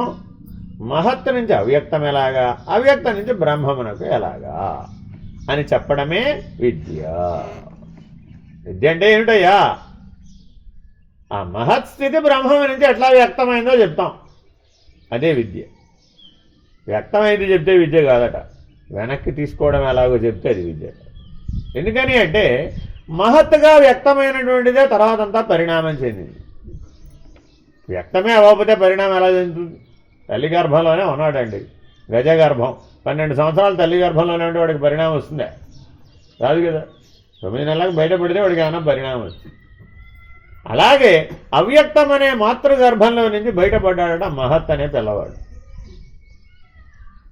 అవ్యక్తం అనే మాతృగర్భంలో నుంచి అర్థం కావడం కోసమని ఉపమానంతో చెప్తున్నాడు. అవ్యక్తం అనే మాతృగర్భంలో నుంచి మహత్ అనే పిల్లవాడు బయటపడ్డాడు. పిల్లవాడు బయటపడ్డ తర్వాత నేనని అంటాడా అనడా? మరి అంటాడుగా. ఎలా అంటున్నాడా? కుయ్యో మర్రోని ఏడుస్తూ ఉంటాడు వాడు. నేను అన్నాను రా బాబాయ్, నన్ను మడిచుకుంటారా ఆయన అని. ఈ తల్లికి మొదట్లో గుర్తుండదండి, చూసుకోండి మీరు కావాల్సి వస్తే. మొదటి 10 రోజుల్లో ఈ తల్లికి అంత తెలివి ఉండదు. పక్కన అమ్మమ్మ ఉంటుంది అనమాట. ఆవిడ చెప్తాడు, వాడు లేచాడు చూడవే, ఇప్పుడు ఏడుస్తున్నాడు చూడవే. ఈవిడ గోళ ఈవిడ ఉంటుంది. ఈవిడ అంతే. అంతకుముందు ఎలా ఉందో అలాగే ఉంటుంది. ఆ మార్పు రాదు, పరిణామం చెందదు. ఆ ప్రసవ వేదన పడి కన్నప్పటికీ కూడా 24 గంటలు ధ్యాస పిల్లవాడి మీద పెట్టాలి కదా. కానీ ఈవిడేం చేస్తూ ఉంటుందంటే ఈవిడ గోళ ఈవిడ ఉంటుంది. ఈవిడ నొప్పులు, ఈవిడ వ్యవహారం, ఈవిడ మందులు, ఈవిడ ఆహారం, ఈవిడ ఆకలి, ఈవిడ నిద్ర. ఆ వచ్చిన పిల్లవాడి సంగతి పట్టించుకునే తెలివి ఉండదు. అందుకని పక్కన ఎవరో అమ్మమ్మనో అత్తగారినో పెడతారన్నమాట. ఎందుకని? వీళ్ళు అనుభవజ్ఞులు, ఈవిడ స్థితి తెలుసు కదా. అందుకని మాటి గుర్తు చేస్తూ ఉంటారు. వాడు ఏదో చేసుకున్నాడు చూడమ్మా అని చెప్తా ఉంటుంది. అవునా కదా? అలాగా ఆ మహత్ స్థితి నుంచి నేననే మహదహంకారం వ్యక్తమైంది. మొదటి నేను ఎక్కడ ఉత్పన్నమైందండి అంటే మహత్ స్థితి నుంచి మహదహంకారము ఉత్పన్నమైంది. ఆ మహదహంకారమే చతుర్ముఖ ప్రజాపతి. ఆ చతుర్ముఖ ప్రజాపతి ఎవరండి అంటే ఆ మహదహంకారమే చతుర్ముఖ ప్రజాపతి. ఆయన సంకల్పించాడు. ఆయన సంకల్పించిన ప్రతిదీ ఒక విద్య కూర్చుంది. ఆయన సంకల్పించిన ప్రతిదీ సృష్టి కూర్చుంది. ఆయనలో బ్రహ్మకర్మ సమారభే అని మొదట కర్మ చేసింది ఎవరు? ఇదిగో ఈ మహదహంకారం చేయడం మొదలుపెట్టింది. సృష్టి కర్మ చేయడం మొదలుపెట్టింది. బ్రహ్మాండ సృష్టి చేయడం మొదలుపెట్టింది. కాబట్టి విద్య అనగా ఏమి ఇప్పుడు అంటే మహత్స్థితి నుంచి విరమించి, ప్రణవమును విరమించి, ముందున్నటువంటి నిశ్శబ్దో బ్రహ్మ ఉచ్యతే అనే నిర్ణయాన్ని తెలియజెప్పేదేదో అదే విద్య. యా విద్య సా విముక్తయే. మహత్ అన్నది బంధమైతే బ్రహ్మము విముక్తి. తుర్యనిష్ఠుడు ఎవరయ్యా అంటే మహత్తును బంధంగా చూసేవాడెవడో వాడు తుర్యనిష్ఠుడు. నిశ్శబ్దో బ్రహ్మ ఉచ్యతే అన్నవాడెవడో వాడు తుర్యాతీతుడు. ఇప్పుడు మనం బంధం ఎక్కడ నిర్వర్తిస్తున్నామండి? కారణం బంధమోక్షయో అని విషయలంపటంలో ఉన్నటువంటి మనసును బంధంగా తేల్చి మనసుని బయటపడడం దగ్గర కుస్తీ పడుతున్నాడు వీడు. ఇక్కడ కుస్తీ పడ్డేవాడికి పాఠం ఏం చెప్పాలండి? ఇప్పుడు ఏకంగా విశ్వ సృష్టి అయినటువంటి బ్రహ్మాండ అనంతకోటి బ్రహ్మాండ సృష్టి ప్రారంభమైనటువంటి మహత్స్థితి ఏదైతే ఉందో, ఎందుకని మహదహంకారం అనే చతుర్ముఖ ప్రజాపతి ప్రతి బ్రహ్మాండానికి ఉంటాడు. ఈ యోగ వాసిష్టం చదివితే తెలుస్తుంది. ప్రతి బ్రహ్మాండానికి ఓ త్రిమూర్తులు ఉంటారు. కానీ బ్రహ్మమని అంటున్నామే, ఆ బ్రహ్మమేది? ఈ అనంతకోటి బ్రహ్మాండాలు ఏ ప్రణవం నుంచి ఉత్పన్నమైనయో ఆ ప్రణవము ఎవరి యందు ఉత్పన్నమైందో అట్టి నిశ్శబ్ద బ్రహ్మం ఎవరైతే ఉన్నారో దాన్ని పరబ్రహ్మమని బ్రహ్మమనే పేరుతో పిలుస్తున్నాం. ఇది బ్రహ్మం అంటున్నాం కాబట్టి కన్ఫ్యూజన్ లేకుండా దాన్ని పరబ్రహ్మం అంటున్నాం. అది మనం ఏర్పాటు చేసుకున్న సౌలభ్యమే తప్ప వాస్తవానికి ఆ విభజన లేదు. ఇది అర్థం చేసుకోవడం కోసమని, నీ బుద్ధికి అందించడం కోసమని ఈ విద్యని ఆ రకమైనటువంటి డెపిక్షన్ అంటారు. ఇంగ్లీష్లో చెప్తే ఏంటి? డెపిక్షన్. ష్రైన్ అంటాడు. ష్రైన్ అంటే ఏమిటో ఆ మాటలకు అర్థం నాకు పెద్దగా అర్థం కాదు. ఏమిటో ష్రైన్ అంటాడు. ష్రైన్ ఏమిటి? Which shines is a shrine. అది కదా దాని అర్థం. ఎవర్ లాస్టింగ్ షైనింగ్ దేనికైతే ఉందో దాన్ని ష్రైన్ అంటారు. అది యాక్చువల్గా ఇంగ్లీష్ శబ్దం కాదు, అది ఫ్రెంచ్ శబ్దం. ఫ్రెంచ్ భాష నుంచి తెచ్చుకున్నారు ఈ ష్రైన్ అన్న పదాన్ని. What is shrine? That is which has got an ever lasting shine is called a shrine. Ever lasting shine అంటే శాశ్వత ప్రకాశం. అదేగా భాగవత పద్యం. లోకంబులు తెగినతుది అలోకంబకు పెంచి కటి కవ్వల ఏకాకృతుడై వెలిగేడివాడు ఎవడండి? వాడు పరబ్రహ్మ. సో బ్రహ్మము ష్రైన్, ఆ పరబ్రహ్మము ష్రైన్. నీ వాస్తవ స్వరూపం ఏది? ఆ బ్రహ్మమే, ఆ పరబ్రహ్మమే. ఎలా చెప్పిన తుర్యం వరకు చెప్తే బ్రహ్మము, తుర్యాతీతంతో చెప్తే పరబ్రహ్మము. అసలు పైదాకా వెళ్ళి పైనే చెప్తున్నాం. ఇప్పుడు పైన చెప్పేటప్పుడు అసలు ఉన్నది బ్రహ్మమే, పరమన్న ప్రశ్నే లేదు అసలు. కింద నుంచి చెప్తే అది పరమయ్యతో వచ్చింది, కానీ పైనుంచి చూస్తే అదేగా అసలు ఉన్నది, అది తప్ప వేరేదేముంది. సూర్యస్థానానికి వెళ్ళి చూసామండి. ఇప్పుడు పుల్లమ్మ గారు ప్రఫుల్లమ్మ గారు ఎక్కడున్నారని చెప్పాలి. ఒక ఆవిడకి నామకరణం పెడుతున్నారట. వాళ్ళ అమ్మ పేరో తాతమ్మ పేరో పుల్లమ్మ. మా తాతమ్మ పేరు పెట్టాల్సిందే అన్నట్టు ఈయన. అర్థమైందండి? పుల్లమ్మ అని పెట్టారు. వాళ్ళ ఆవిడకి నచ్చలేదు. ఏ పేరు నాకు అర్థం కాదు. వాళ్ళ కాలంలో పుల్లమ్మ అంటే వాళ్ళు పాపం బాధపడతారు కదా, రేపు పొద్దున ఇట్లాంటి పాత పేరు పెట్టారు. వాళ్ళు బాధపడేట్టు చేయడం ఎందుకు, ఏదైనా పేరు మార్చమన్నాడు. మా తాతమ్మ పేరు పెడితే పుల్లమ్మని పెడితే నువ్వు అట్లా అంటావా అని కోపం వస్తుంది. మధ్యలో పురోహితుడు, ఎందుకయ్యా గొడవ, ప్రఫుల్లమ్మ అని పేరు పెట్టయ్యా, బ్రహ్మాండంగా ఉందన్నాడు. చూడండి, ప్రఫుల్లత పుల్లాబ్జాక్షుడాయన. కళ్ళలు, ఒక కన్ను సూర్యుడు ఒక కన్ను చంద్రుడుగా ప్రకాశిస్తున్న వాడెవడో వాడు ఫుల్లాబ్జ. అది తెలుగు పదం కాదండి, ప్రఫుల్లత. ఈశ్వర ముఖాన్ని దర్శిస్తే మనకు ఎలా కనపడిందో చెప్తున్నాడు. ఒక కన్ను సూర్యుడుగా, ఒక కన్ను చంద్రుడుగా, త్రినేత్రము పాలనేత్రము అగ్నిగా, మండలత్రయము ఆయన ముఖంలో ద్యోతకమైందట. అదిటా యాక్చువల్గా దైవ దర్శనం. అలా ఎవరికైతే కనపడిందో వాడు ప్రఫుల్లత పొందాడట. అదే ప్రకాశ లక్షణాన్ని వీడు కూడా పొందాడు. అదిటా భగవద్ దర్శనం అంటే. భగవంతుని దర్శించొచ్చిన వాడు భగవంతుడు వేలే వెలిగిపోతున్నాడు. ఎందుకని? వీడు వేరుగా ఉంటేగా, అసలు వీడు లేడుగా. భగవద్ దర్శనం అంటే ఏమిటండి? తాను లేకపోవడమే భగవద్ దర్శనం. తనను తాను కోల్పోవడమే భగవద్ దర్శనం. నేను ఇంకా మిగిలి ఉన్నాను అంటే లాభం లేదు. వాడి భగవద్ దర్శనం కానివాడే. శేషం మిగిలిన వాడికి భగవద్ దర్శనం కాలేదు. కాబట్టి తుర్యాతీత నిష్ఠ నిశ్శబ్దో బ్రహ్మ ఉచ్యతే. అదే ఓ మెట్టు కిందకు దిగాం. అప్పుడేమన్నాం? ప్రణవం అనే ఏకాక్షర బ్రహ్మం. అంతేనా కదా? ఓమిత్యేకాక్షరం బ్రహ్మ, అది తుర్యం, అది అక్షర పురుషుడు. కాబట్టి మహత్ అనేది అక్షర పురుషుడు, బ్రహ్మం అనేది పురుషోత్తముడు. పురుషోత్తముడికి అక్షర పురుషుడికి మధ్యలో అవ్యక్తం అనే తేర అడ్డం ఉన్నది. అదే కాల రూపంలో వ్యవహరిస్తుంది. ఆ అవ్యక్తమే కాలం. అందుకని కాలబంధం ఎవరికైతే తొలగిందో వాడు తుర్యాతీతుడు. ఆ కాలబంధం తొలగలేదండి, అప్పుడు వాడేవాడు అక్షరుడు. అందుకని సృష్టి అంతా ఎక్కడి నుంచి వచ్చిందండి? ఆ అక్షరం నుంచే వచ్చింది. ఆ మహత్ అన్న అక్షరస్థితి నుంచే వచ్చింది. మరి క్షరం ఎవరండి? మహదహంకారమే క్షరము.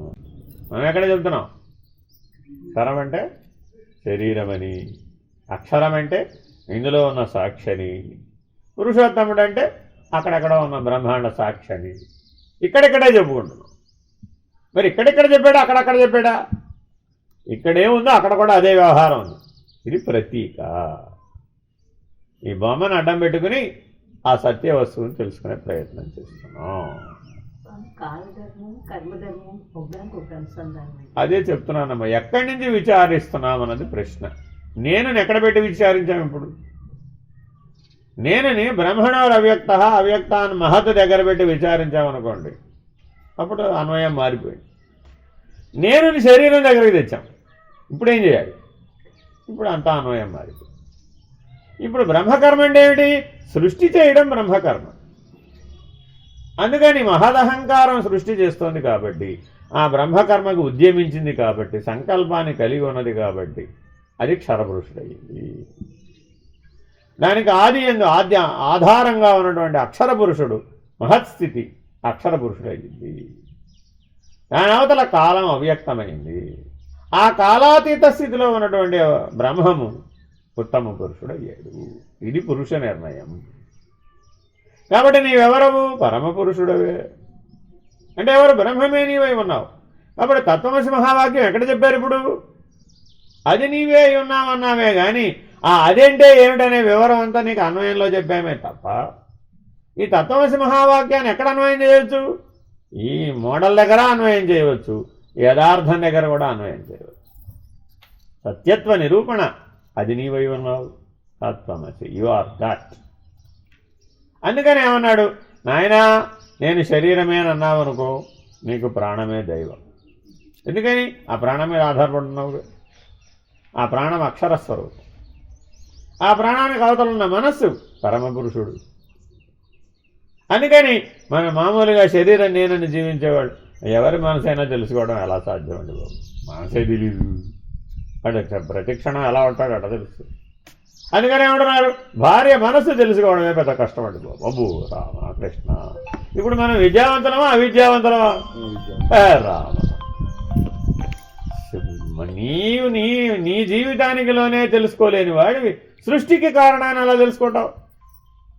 మానవుడికున్న పెద్ద ప్రశ్న ఏంటి? ఇన్ని లక్షలాది సంవత్సరాల నుంచి సైంటిస్టులైనా ఇంకోడైనా సైకాలజిస్టులైనా ప్రతి వాళ్ళు మూల కారణాన్నే కదా అన్వేషిస్తున్నారు. మూల కారణం ఎవ్వడు, అనాది మధ్యలో ఉండేవాడు. వరుసపెట్టి ప్రశ్నలు వేసేటండి. అందులో లేని ప్రశ్నలు మనమే కొత్తగా రాసుకోగల. ఆ ప్రశ్నలకు సమాధానం సంపాదిస్తే చాలు. అందుకే భాగవతం చదివితే భాగవతం అట. ప్రశ్నలు అందులోనే ఉన్నాయి, సమాధానాలు కూడా అందులోనే ఉన్నాయి. 2 పద్యాలు తెలుసుకుంటే చాలండి. అంటే భాగవత సారం అంటారు ఈ 2 పద్యాలు. ఏమని అడిగాడండి? వీడేవాడు వాడేవాడు అని అడుగుతూ సర్వకారణుడు మూల కారణం ఎవడు, అనాది మధ్యలయుడెవడు, వాని ఆత్మభవునే శరణము వేడుదని తేల్చి చెప్పేశాడు సమాధానం. ఆత్మభవుడు వెరీ వెరీ ఇంపార్టెంట్. ఆ మహదహంకారానికి ఆత్మభవుడు అని పేరు. సర్వాత్ముడు అతను. ఆ మహదహంకారమే సర్వాత్మగా పిలువబడుతుంది. శంకర్లు వివేక చూడామణిలో ఈ సర్వాత్మ అనే ప్రయోగం చేశారండి. ముక్తి ఎలా వస్తుంది? సర్వాత్ముడవై గనక ఉంటే వస్తున్నట్టు. ఎందుకని అప్పుడు అక్షర పురుషుడిని తెలుసుకోగలుగుతాం, మహత్స్థితిని తెలుసుకోగలుగుతాం. ఆ అక్షర పురుషుడు నేనన్నవాడు ముక్తుడే, ఆ పరమ పురుషుడే నేనన్నవాడు జన్మరాహిత్యం పొందినవాడు. ఇంతే తేడా. అవ్యక్తాన్ని అవతలకు వెళ్ళాడా జన్మరాహిత్యం, అవ్యక్తానికి యువతలున్నాడా ముక్తుడు. మహత్స్థితి వరకే వచ్చాడండి పరిణామంలో. అంతకంటే అవతల నిర్ణయం తెలియదు, ఉండలేదు. ఆ ఉండడం రావాలి. అక్కడ విద్యావంతుడిగా ఉండాలా, చదువు లేనివాడుగా ఉండాలి. ఇప్పుడు మనం చూడండి, ఎవరైనా కానీ మీరు ఏ వయసులో అయినా ఈ ప్రశ్న వస్తుందండి. ఏమ్మా ఏం చదువుకున్నామ్మా అని అడుగుతామా లేదా? ఎందుకని ఒక పుస్తకం చేతిలో పెడుతున్నాం, అది చదవగలిగే సామర్థ్యం ఉండాలిగా మరి. అంతేనా కాదు? నేను 6 వరకే చదువుకున్నానంటే అన్నాడు అనుకుంటా ఒకడు. ఇప్పుడు ఆయనకి బ్రహ్మ విద్య పుస్తకం చేతిలో పెడితే, ఉపనిషత్తులు 108 ఉపనిషత్తుల పుస్తకం తీసుకొచ్చి చేతిలో పెట్టామండి, మరి చదవబట్టి ఆయన ఏమంటాడు? చాలా కాలం మీరు చూడండి, నేనే చదువుకుని నేనే చెప్తాను, మిమ్మల్ని చదవమంటలేదు. ఎందుకనంటే మీరు చదివితే అన్ని అక్షర దోషాలు వస్తాయి. ఈ బ్రహ్మ విద్యలో ఉన్న పెద్ద దోషం ఎక్కడుందంటే, అక్షర దోషాలతో కనుక చదివినట్లయితే అది నిన్ను మహాకారణ స్థితిలో చెడగొడుతుంది. శబ్ద బ్రహ్మం ఇది. కాబట్టి భగవంతుడు ఏ రూపంలో ఉన్నాట? నీలో శబ్ద బ్రహ్మముగా ఉన్నాడు. మరి మాట్లాడేటప్పుడు మనం ఇప్పుడు ఏ దృష్టితో ఉండాలి? నీలో శబ్ద బ్రహ్మమై పరమాత్మ వెలువడుతున్నాడు, వ్యక్తీకరించబడుతున్నాడు. సృష్టి అంతటా కూడా శబ్ద బ్రహ్మమై వ్యాపించాడు. ఎలా వ్యాపించాడయ్యా? రెజొనెన్స్. సైంటిస్టులు కూడా మనం కూడా నిరూపించాం. స్పేస్ అంతా ఏముందండి? రెజొనెన్స్. Why not? శబ్దమే వ్యాపించింది. వాయిడ్ అవతల ఏముందండి అన్న, అప్పుడు ఎక్కడే ఉంది వాయిడ్. ఆ శబ్దం లేదు అక్కడ, ఆ రెజొనెన్స్ కూడా లేదు, ఆ వైబ్రేషన్ లేదు. రెజొనెన్స్ ఇస్ ఎ వైబ్రేషన్, అంతే కదా. ఇప్పుడు మీకు ఫిజిక్స్లో ఇంటర్మీడియట్లో ట్యూనింగ్ ఫోర్క్ పెట్టి రెజొనెన్స్ టెస్ట్ చేయిస్తారండి. ఇలా కొడితే ఆ స్పందనలు తెలుస్తాయి అన్నమాట. అదేగా మనం దాంట్లోంచే మ్యూజిక్ ఇన్స్ట్రుమెంట్స్ అన్నీ పుట్టినాయి, శబ్దశాస్త్రంలో నుంచే పుట్టినాయి. కాబట్టి ఆ శబ్ద బ్రహ్మమును ఎరిగిన వాడెవడు? వాడు అక్షరుడు, వాడు మహత్. నిశబ్ద బ్రహ్మ వచ్చేదే వాడు పరమపురుషుడు. ఉపాసన అనగా ఏమి? శబ్ద బ్రహ్మమును నిశ్శబ్ద బ్రహ్మమునకు విరమించడమే ఉపాసన. దానికి ప్రస్థానత్రయం ఉపయోగపడుతుంది. ఇక్కడ నేర్చుకోవాలంటే ప్రస్థానత్రయం అంటే ఈ స్థాయికి వచ్చిన వాడికి ప్రస్థానత్రయం నిజంగా ఉపయోగపడుతుంది. ఉపనిషత్తులు కానీ బ్రహ్మసూత్రాలు కానీ భగవద్గీత కానీ బోధించేది ఏమిటయ్యా అంటే బ్రహ్మ నిర్వాణం వృచ్చతి, అది దాని లక్ష్యం. అంటే మహత్ అనేటటువంటి బ్రాహ్మీభూత స్థితిని బ్రహ్మము అన్న స్థితికి విరమింపజేయడం ఎలాగో తెలియజెప్పేదే ప్రస్థానము. దీన్ని ప్రస్థానం అంటున్నాం. నీ స్వరూపం, నీ స్థానం, ప్రకృష్టమైన స్థానం ఏదో అది ప్రస్థానం. అది శాశ్వత నివాసం. శాశ్వత నిత్య నివాస సిద్ధిరస్తు అని ఆశీర్వదిస్తాం. ఏమిటి శాశ్వత నిత్య నివాసం? ఆ పరబ్రహ్మమే, ఆ పరమపురుషుడే. కాబట్టి అవ్యక్తం అనేటటువంటి అవతలకి చేరుకోవాలి. అందుకని తులసిమాల వంటిదగు అవ్యక్త ఏక అక్షర పూర్ణ జ్ఞాన సూర్య తేజో విభవమును ఉపాసిస్తున్నాను. Very very important. ఈ తుర్యాతీతోపనిషత్తు ఎత్తుగడలోనే మాట చెప్పారు. అవ్యక్త ఏకాక్షరం పూర్ణ సూర్యాక్ష్య అధ్యాత్మకుండిక. అందుకని అక్కడి నుంచి పుట్టిందే సూర్యోపాసన. భారతదేశంలో మీకు సూర్యోపాసన చేసిన వాళ్ళు బోర్డు ముందు ఉన్నారండి. కృష్ణ పరమాత్మ నిత్య సూర్యోపాసకుడు. ఆ కాలంలో చాలామంది ఉన్నారండి. సాంబుడు కూడా సూర్యోపాసన చేశాడు. అలాగే శమంతకమణి సంపాదించాడు. ఆయన ఎవరు? సత్రాజిత్తు. ఆయన సూర్యోపాసకుడే. ఇలాగ అనేక యుగ ధర్మాలలో త్రేతాయుగంలో అసలు సూర్యవంశీకులే వాళ్ళు ఉపాసకుడే, ఉపాస్య దైవమే, కులదైవమే సూర్యుడు. ఇలా భారతదేశంలో సూర్యోపాసన ఎప్పటి నుంచో అనాదిగా ఉన్నదన్నమాట. ఎందుకని? ఇదిగో దానికి కారణం ఈ సూత్రమే. ఆయన అక్షరుడు కాబట్టి. అవ్యక్త ఏకాక్షరం పూర్ణం సూర్యాక్షి అధ్యాత్మకుండిక. అటువంటి ఉపాసన చేసేవాడు ఎవడైతే ఉంటాడో వాడు మాత్రమే ఈ తుర్యాతీత స్థితికి అధికారి. మొట్టమొదటి శ్లోకం ఎప్పుడూ కూడా అధికారిత్వాన్ని నిరూపిస్తుంది. ఎవరైతే సూర్యుని ఆధారంగా పెట్టుకుని సూర్యుడిని జపమాలగా పెట్టుకోవాలి. జపమాల ఎవరండి? ఇప్పుడు సూర్యుడి జపమాల. మన జపమాల ఎక్కడుంది? ఇప్పుడు ఎక్కడుందో ప్రతిరోజు వెతుక్కునే దశలో ఉంది. జపమాల వెతుక్కుంటూ ఉంటాడు. ఎక్కడుందో జపమాల వెతుక్కోవడం ఏమిట్రా బాబు? జపమాల మెళ్ళ వేసుకోకూడదండి బాబు. అందుకని స్వామి వివేకానంద ఏమంటారు? దీపం తూర్పుకు చూస్తుందా పడవరకు చూస్తుందా దగ్గరే బండి ఆగిపోయింది. లేకపోతే ఆచమనం 3 సార్లు వేయాలా 6 సార్లు వేయాలా అన్న దగ్గరే బండి ఆగిపోయింది. జపమాల ఎక్కడుందని వెతుక్కోవడం దగ్గర జపం పూర్తయిపోయింది. జపం చేద్దామని అనుకున్నాడండి. ఏం కావాలి ఇప్పుడు? జపమాల కావాలి కదా. అది కనపడదు. అరగంట సేపు జపమాల కోసం వెతికేటండి. ఈ లోపల ఏమైపోయింది? విసుగు వచ్చేసి చా ఈ జపం అయ్యే పని కాదు, పెట్టే పని కాదు అని ఆ రోజుకి జపం వాయిదా వేసి, ఏమయ్యా ఇంతకీ జపం చేసేవాడయ్యా అని సాయంత్రం జపమాల కనపడలేదండి బాబు, అసలే వెండితో తయారు చేసుకున్నాను, మళ్ళీ పోయి ఇంకోటి బంగారంతో ఆర్డర్ ఇచ్చాను, ఆ మాల ఎక్కడతో కనపడకపోతే దానికోసం వెతకడమే సరిపోయిందండి. ఇప్పుడు నేను వెండితో ఎవరు చేయించమన్నారు, బంగారంతో ఎవరు చేయించమన్నారు? అదేంటండి, నా స్థాయికి, నా అంతస్తుకి, నా స్తోమతకి, నా స్థితికి జపమాల బంగారంతో లేకపోతే అలాగే తగ్గిపోదు నా స్థితి. ఇప్పుడు ఎక్కడున్నాం? స్థూల ధర్మం, పదార్థ ధర్మం. విలువని దేన్ని బట్టి పట్టుకున్నామట? పదార్థాన్ని బట్టి, వస్తుగతమైనటువంటి తెలివే ఉందంటే. అసలు వస్తువు పోయింది. బ్రహ్మ పదార్థం అనే పదార్థం పోయింది. బ్రహ్మం అనే లక్షణం పోయింది. పరమపురుషుడట, తా కదలడట పరమపురుషుడు, తా కదిలిడిది మాయట. తేలిగ్గా చెప్పేశాం. పూర్ణబోధలోకి వస్తే ఇంతసేపు చెప్పాం. తా కదలడట పరమపురుషుడు అంతే. తా కదిలిడిది మాయట. బ్రహ్మము అవ్యక్తమే. అసలు మహత్స్థితి అసలు పూర్ణబోధలో ఎత్తుకోం. అక్షర పురుషుని అసలు ఎత్తుకోం. ఎందుకని? నిరసించేసే వాళ్ళడు. అవ్యక్తాన్ని నిరసించడం ఎలాగో మాత్రమే పూర్ణబోధలో చెప్తాం అంతే. అవ్యక్తాన్ని నిరసించేస్తే ఉన్నతున్నట్టు ఉండిపోయాను. కన్నది ఏడ ఏమీ లేకపోయాను. కన్నగా ఎరుక మూలం ఏమీ లేదా ఫినిష్డ్. కాబట్టి ఒక్కొక్క స్థాయి బోధ ఒక్కొక్క స్థాయి నిర్ణయాన్ని తెలియజెప్తూ ఉంటుంది. ఈ సత్యాన్ని మరవకూడదు. చాలా జాగ్రత్తగా కనుక మనం ఈ పై స్థాయి స్థితులను నిర్ణయంగా పట్టుకోవడం రాకపోతే విచారణ వరకే ఉన్నవాడికి ఇవి పనికిరావు. అర్హులు ఎవరు కాదో చెప్తున్నారు. మళ్ళీ ఏమంటే నేను విచారణ చేస్తున్నాను, అయితే ఆత్మనిష్ట పొందిరాబు. ఆత్మనిష్ట తర్వాత విచారణ లేదు. ఏమంటే బ్రహ్మనిష్ట విచారణ చేస్తున్నానని ఎవరైనా అన్నారనుకోండి తప్పది. బ్రహ్మనిష్టకి విచారణ ఉండదు, అనుసంధానమే ఉంటుంది. విచారణ అంతా ఆత్మనిష్ట వరకే. విచారణ అంటే అర్థం ఏంటి? అనేకత్వం నుంచి ఏకత్వం అనే నిర్ణయానికి రావడమే విచారణ. ఒకసారి ఏకం అనే నిర్ణయం అయిపోయింది, ఏకం సద్బ్రహ్మ అని అనుసంధానం చేయటం మొదలుపెట్టాం. అనుసంధానం చేస్తే బ్రహ్మనిష్ట. మరి తర్వాత ఏం చేయమంటారండి? ఓరకొండవయ్యా. భగవాన్ రమణుల దగ్గరికి వెళ్ళి ఈ 3 మాటలు చెప్పారు.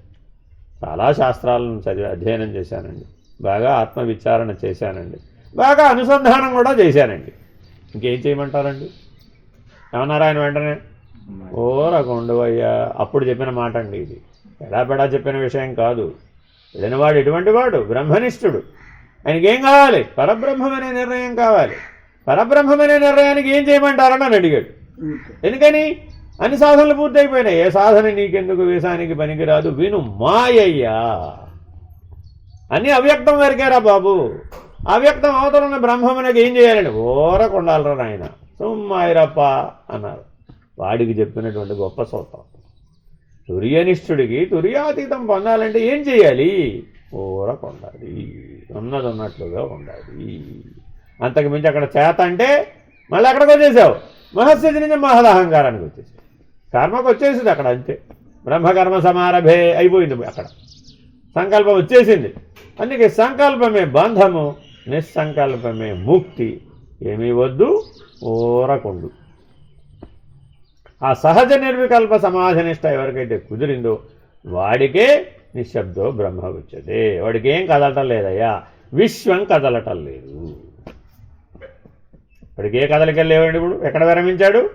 విశ్వమే కదలటం లేదు వాడికి అసలు. అనంతకోటి బ్రహ్మాండములే లేవు. అనంతకోటి బ్రహ్మ కదిలితేనే కదా ఏదైనా ఉంది. ఉన్నాడా పోయాడా ఎలా చెప్తామండి? ఒక ఆయన ఉన్నాడా పోయాడా ఎలా చెప్పాం? కదలకుండా శవంలాగా పడుకున్నాడు అండి. డౌట్ వచ్చింది, మనం ఉన్నాడటో పోయాడటో. తినా కదా కదులుతాడు, చూస్తాం మనం. ప్రాణం కదలిక ఉందా? ఎగసాసా పడుతున్నాడు. ఉన్నాడు రా బాబు ఉన్నాడు. ఏ కదలిక లేదండి. ఆ ప్రాణచలనం ఆగిపోయి ఉడిగిపోయి అప్పుడేమైపోయింది? అయిపోయింది రా, పోయాడు రా బాబు, పోయాడు రా బాబు. కాబట్టి కదిలితే ఉన్నాడంటున్నాం ఇక్కడ. ఇదెక్కడ? క్షరాక్షరుల మధ్య. క్షరాక్షరుల మధ్య కదిలితేనే ఉన్నాడు. అక్షరుడు పురుషోత్తముడి మధ్య కదలకపోతేనే ఉన్నాడు. ఎంత దీనికి కనుక ఆపోజిట్, క్వైట్ ఆపోజిట్ అంటే. అందుకని ఇందులో బిగుసుకుపోయిన వాడు అది తెలుసుకోలేడు అన్నమాట. అర్థమైందండి?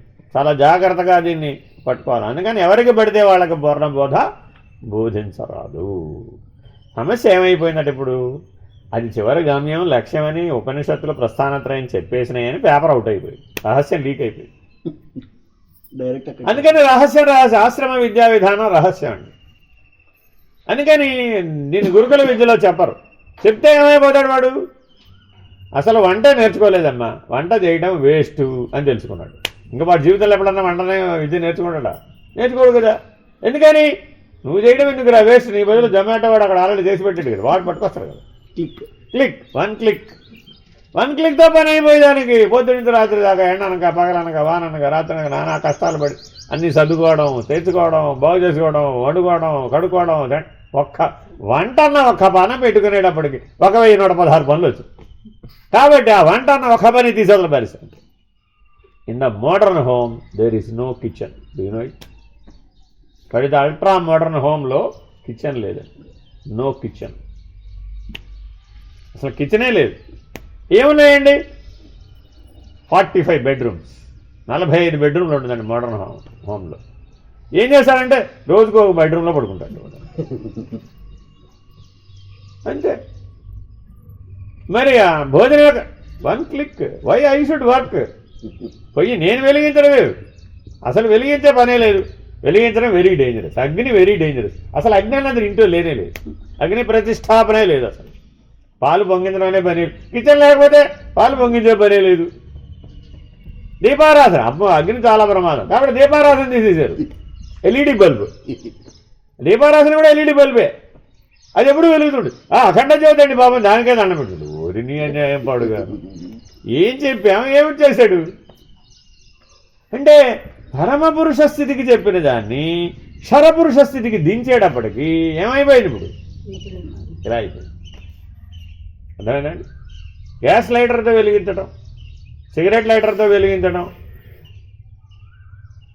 మరి ఏదైతే అగ్నే కదండి, అగ్నికి ఏం అపవిత్రత లేదు కదండి, అగ్ని పవిత్రం కదండి. ఈ సూత్రాలు ఎక్కడ చెప్పాము? పైకి చెప్పాము. అక్కడ మండలత్రయాల దగ్గర చెప్పినటువంటి సూత్రాన్ని, విశ్వావిర్భావానికి చెప్పిన సూత్రాన్ని తెచ్చి ఎక్కడ పెట్టాడు ఇప్పుడు? దీనికి మీకు ఉదాహరణ చెప్తా. మణికర్ణికా ఘాట్కు మీరు వెళితే అక్కడ నిత్యం ఆ పని జరుగుతూ ఉంటుంది కదా, అంత్యేష్టి. అది చేసేటటువంటి వాళ్ళకి వేరే జీవితం, వేరే ప్రపంచం ఉండదని. ఆ కాలే చితి మీద అన్నం గిన్నె పెట్టి వండేసుకుంటాడు. వాడి దృష్టిలో అది అపవిత్రం కాదు. ఎందుకని వాడు పుట్టింది అక్కడే, పెరిగింది అక్కడే, పోయేది అక్కడే, దహనం చేసేది కూడా అక్కడే. వాడికి చితాగ్ని అపవిత్రం కాదు, వాడు పరమ పవిత్రం అండి. ఇది మోక్షదాయకం. మీరు ఎందుకు ఎక్కడి నుంచో తెచ్చి మణికర్ణికా ఘాట్లో దహనం చేస్తున్నారు? మోక్షం కోసమేగా. మరి మోక్షాన్నిచ్చే చితాగ్ని అపవిత్రం ఎలా అయింది? వాళ్ళ లాజిక్ ఇది. చూడండి, మీరు వాళ్ళని అడగండి, ఈ వేదాంత పాఠం వెళ్ళవేస్తాడండి, ఏమి చదువుకోడు, కానీ అనుభవ విద్య రోజువారీ లోక జ్ఞానంలో ఏదైతే పట్టుకున్నాడో ఈ లోక జ్ఞానాన్ని పారమార్థిక విద్యకు అనుసంధానం చేసేసాడు. అంటే ఎక్కడి నుంచి ఎక్కడికి వేసాడు? ఏకంగా శరం దగ్గర నుంచి పురుషోత్తముడికి వేసాడు ఏకంగా. మరి ఏది పవిత్రమో ఏది అపవిత్రమో తెలుసుకోలేనటువంటి వివేకాన్ని సాక్షాత్తు అవ్యక్తాన్ని విరమించేటటువంటి వివేకంతో పోల్చడం సాధ్యమేనా? ఇక్కడ ప్రమాదం వచ్చింది. ఆశ్రమ విద్యా విధానం రహస్యం అని ఏదైతే చెప్పారో అది బయటకు వచ్చేసింది మాలాంటి వాళ్ళు. ఎప్పుడైతే రోడ్డు మీదకి వచ్చేసిందో అప్పుడు ఏమైపోయింది? అంతా దాని స్థాయి పడిపోయింది అన్నమాట, దిగిపోయి. ఎంతగా దిగిపోయిందంటే కుడి చేత్తో తింటే ఏమిటండి, ఎడం చేత్తో తింటే ఏమిటి? అన్నం బ్రహ్మస్వరూపం, అదేమన్నా మారిందా? మారలేదు. నేను బ్రహ్మస్వరూపమే, నేను అన్న మారేనా? నేను మారలేదు. కుడి చేయైతే ఏమిటి, ఎడం చేయైతే ఏమిటి అని ప్రతిదానికి ఈ అన్వయాన్ని తెచ్చేశారు. ఏమైపోయింది దానివల్ల? క్షరపురుష స్థితిలో ఆ పరమపురుష దాన్ని పెట్టడానికి ప్రయత్నం చేసేటప్పుడు అంతటా సర్వవ్యాపకమని మీరే అంటున్నారుగా, నాస్తికవాదంగా పరిణామం చెందింది. చార్వాకవాదం మొదట్లో లేదు. చార్వాక సిద్ధాంతం ఆది ఎందు లేదండి. మధుకైటభులతో ప్రారంభమైందండి మొట్టమొదట సృష్టి. అందుకే పురాణాలు చదవమంటారు అనమాట. ఎందుకు చదివితే ఏమిటి తెలుస్తుంది? సృష్టి ఎవరితో ప్రారంభమైందంటే మధు కైటభులతో ప్రారంభమైందండి. ఏమిటి వాడు అసలు మధు కైటభులు అన్న పేరు ఎందుకు పెట్టారు? అదే, ఒకడు పగలు మత్తుగా ఉంటాడు, వాడు రాత్రి మత్తుగా ఉంటాడు. మత్తుగా ఉండేవాడు వాడు మధు కైటభులు. పగలంతా మత్తుగా ఉండేవాడు కైటభుడు, రాత్రంతా మత్తుగా ఉండేవాడు మధు. మధు అంటే తేనెని కూడా ఒక అర్థం ఉందండి, అది లౌకిక అర్థం. కాబట్టి మొట్టమొదట రాత్రి పగలను సృష్టించాడు. అంతే. పరమాత్మ దేన్ని సృష్టించాడయ్యా అంటే ఆది ఎందు రాత్రి పగలు లేవు, కాలం సృష్టి లేదు, అవ్యక్తం సృష్టించబడలేదు. పరబ్రహ్మం ఉన్నప్పుడు అక్కడ కాలం లేదు, పగలు రాత్రి లేదు. సూర్యుడి దగ్గరికి వెళ్ళామండి, సూర్యుడి దగ్గర పగల రాత్రి ఉంది. ఇప్పుడు భూమి మీద ఉంటే పగల రాత్రి ఉంది, కానీ సూర్యలోకానికి వెళ్తే పగల రాత్రి ఎవరు సృష్టిస్తారు? కాబట్టి మన సృష్టి దేంతో ఆవిర్భవించిందట? పగలు రాత్రి ఏర్పడడంతోనే సృష్టి ప్రారంభమైపోయింది. ఏమిటయ్యా అవ్యక్తం? ఎప్పుడు మత్తుగా పడుండడమే అవ్యక్తం. మాయ యొక్క ప్రభావం మన మీద ఉన్నప్పుడు ఆ పగలు రాత్రి యొక్క ప్రభావం సర్కాడియల్ రిథం పనిచేస్తున్నంతసేపు నువ్వు మత్తుడవై ఉంటావు. చూడండి, మనకి నిద్రమత్తి ఎలా వచ్చింది? ఎక్కడి నుంచి వస్తుంది? బయట నుంచి వస్తుంది నిద్ర అన్న, మన లోపల నుంచే పుడుతుంది. ఎలా పుట్టిందట? బయట చీకటి అయిపోయిందట. చీకటి అయిపోగానే మన మెదడు మధ్య భాగంలో శనగ గింజంత గ్రంథి ఒకటి ఉందండి. అవునా కాదు? దాని ఏమంటారు? పీనియల్ గ్లాండ్ అండి, పీయూష గ్రంథి. అది శనగ గింజంతే ఉంటుంది. ఆ శనగ గింజంత ఉన్న గ్రంథి యొక్క ప్రభావం చేత దాంట్లోంచి వచ్చే హార్మోన్ల మెలటోనిన్ వలన ఏది పగలు ఏది రాత్రి గుర్తిస్తున్నట్టు. సూర్యరశ్మి పడితే యాక్టివ్గా ఉంటుందట. సూర్యుడు తప్పుకోగానే అది ప్యాసివ్గా అయిపోతాడు, ముడుచుకుంటుంది లోపల. ఇలా విచ్చుకున్న పుష్పంలాగా ఉంటే మెలకువలో ఉంటావు, ఇలా ముడుచుకుంటే నిద్ర వచ్చేస్తుంది. ఈ చిన్న శనగంజంత గ్రంథి నీ జీవితం మొత్తాన్ని శాసిస్తుంది. పుట్టిన పిల్లవాడికి ఇది తెలియదు. ఫస్ట్ డే తల్లి గర్భంలోనే బయటపడ్డాడండి, వాడు ఎందుకు ఏడుస్తున్నాడు అని అడిగామంట. ఏది పగలో ఏది రాత్రో తెలియక ఏడుస్తున్నాడు. ఎంత గొప్పగా చెప్పాడు. ఎంత గొప్పగా మనం చెప్పండి, మనం చెప్పలేమండి. పుట్టిన పిల్లవాడు ఎందుకు ఏడ్చాడు? న్యాచురల్ అండి, న్యాచురల్ కాదు అది. ఏం పని చేయలేదు వాడికి ఇప్పుడట? పీనియల్ గ్లాండ్ యాక్టివేట్ అవ్వలేదట. అర్థమైందండి? ఎందుకు 12 రోజులు పురిటి శుద్ధి? 12వ రోజుకి వాడికి పగలు రాత్రి తెలుస్తుంది. అప్పటి వరకు పురిటి శుద్ధి అంటే అర్థమేంటి? ఇప్పుడు మహత్ స్థితి నుంచి మహదహంకార స్థితికి వ్యక్తం అయిపోయాడు.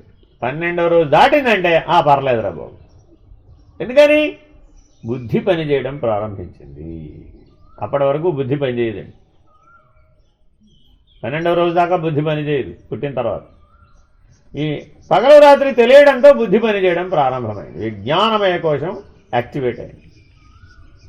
విజ్ఞానమయ కోశం యాక్టివేట్ అవ్వగానే ఇక వాడికి అన్నీ తెలుస్తాయండి.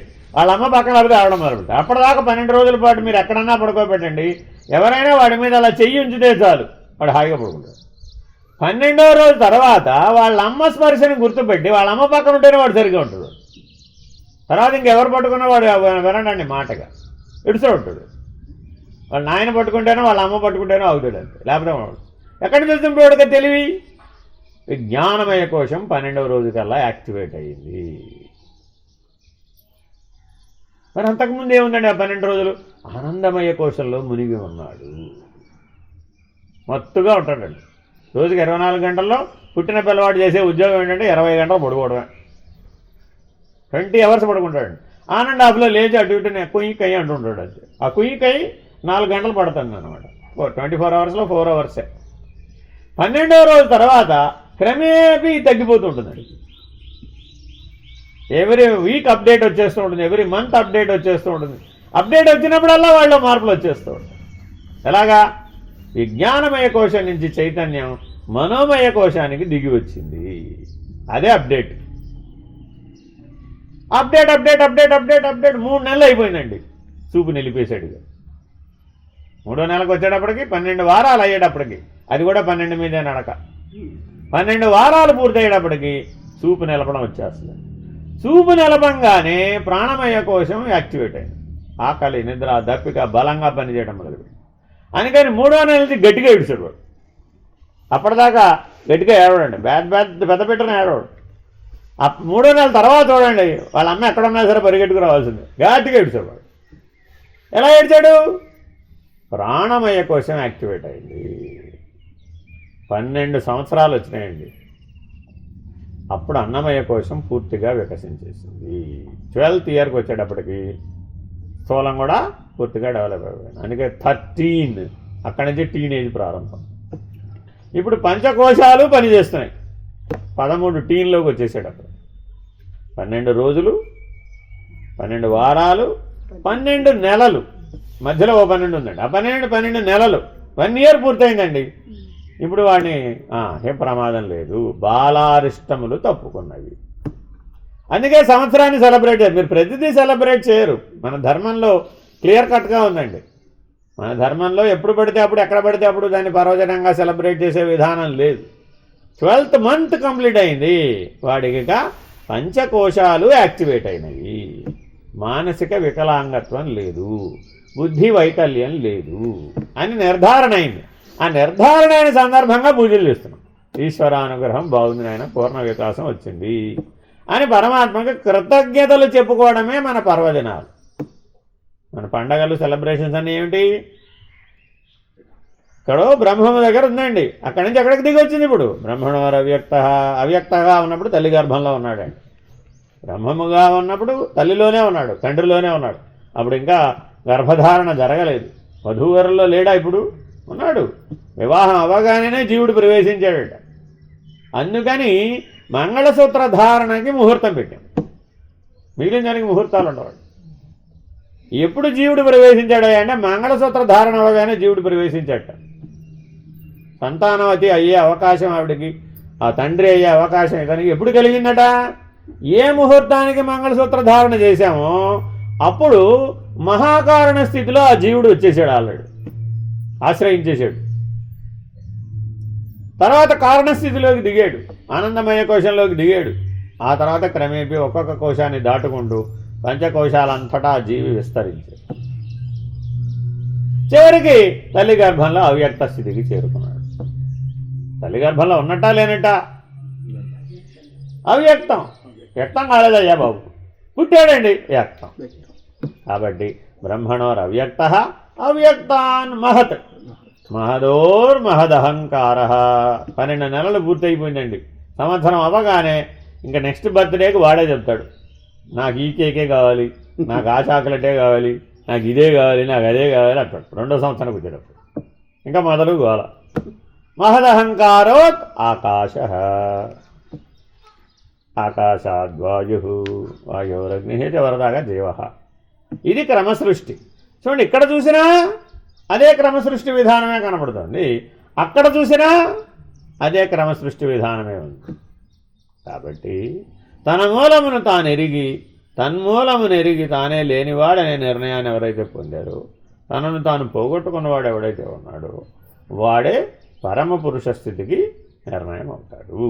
కాబట్టి అవ్యక్త ఏక అక్షర పూర్ణ జ్ఞాన సూర్యుడు ఎవరైతే ఉన్నారో వాడే నీవు. దాన్ని ఉపాసిస్తున్నావు. నీ స్వరూపాన్ని ఉపాసించడమే తుర్యనిష్ట. నీ స్వరూప స్థితిలో ఉండడమే తుర్యనిష్ట. ఆ స్వరూపం కూడా లేనిది, అది కూడా ఒక కాలంలో ఏర్పడింది, అవ్యక్తంలో ఏర్పడింది. దాని అవతల ఉన్నది అన్నట్లుగా ఉన్నది. అక్కడ స్వరూపమనో అరూపమనో విరూపమనో అనడానికి లేదు. రూపానికి 3 ప్రత్యయాలు ఉన్నాయండి. ముందున్న దాన్ని మారిస్తే దాని కథ అంతా మారిపోతుంది. మనకి ఇప్పుడు ఉన్నది ఏమిటి? రూపం. దీని నుంచి ఎక్కడికి ఎదగాలి? అరూపం. ఆ తర్వాత ఎక్కడికి ఎదగాలి? విరూపం. ఆ తర్వాత ఎక్కడికి ఎదగాలి? స్వరూపం. ఆ తర్వాత ఎక్కడికి ఎదగాలి? రూపరహితం.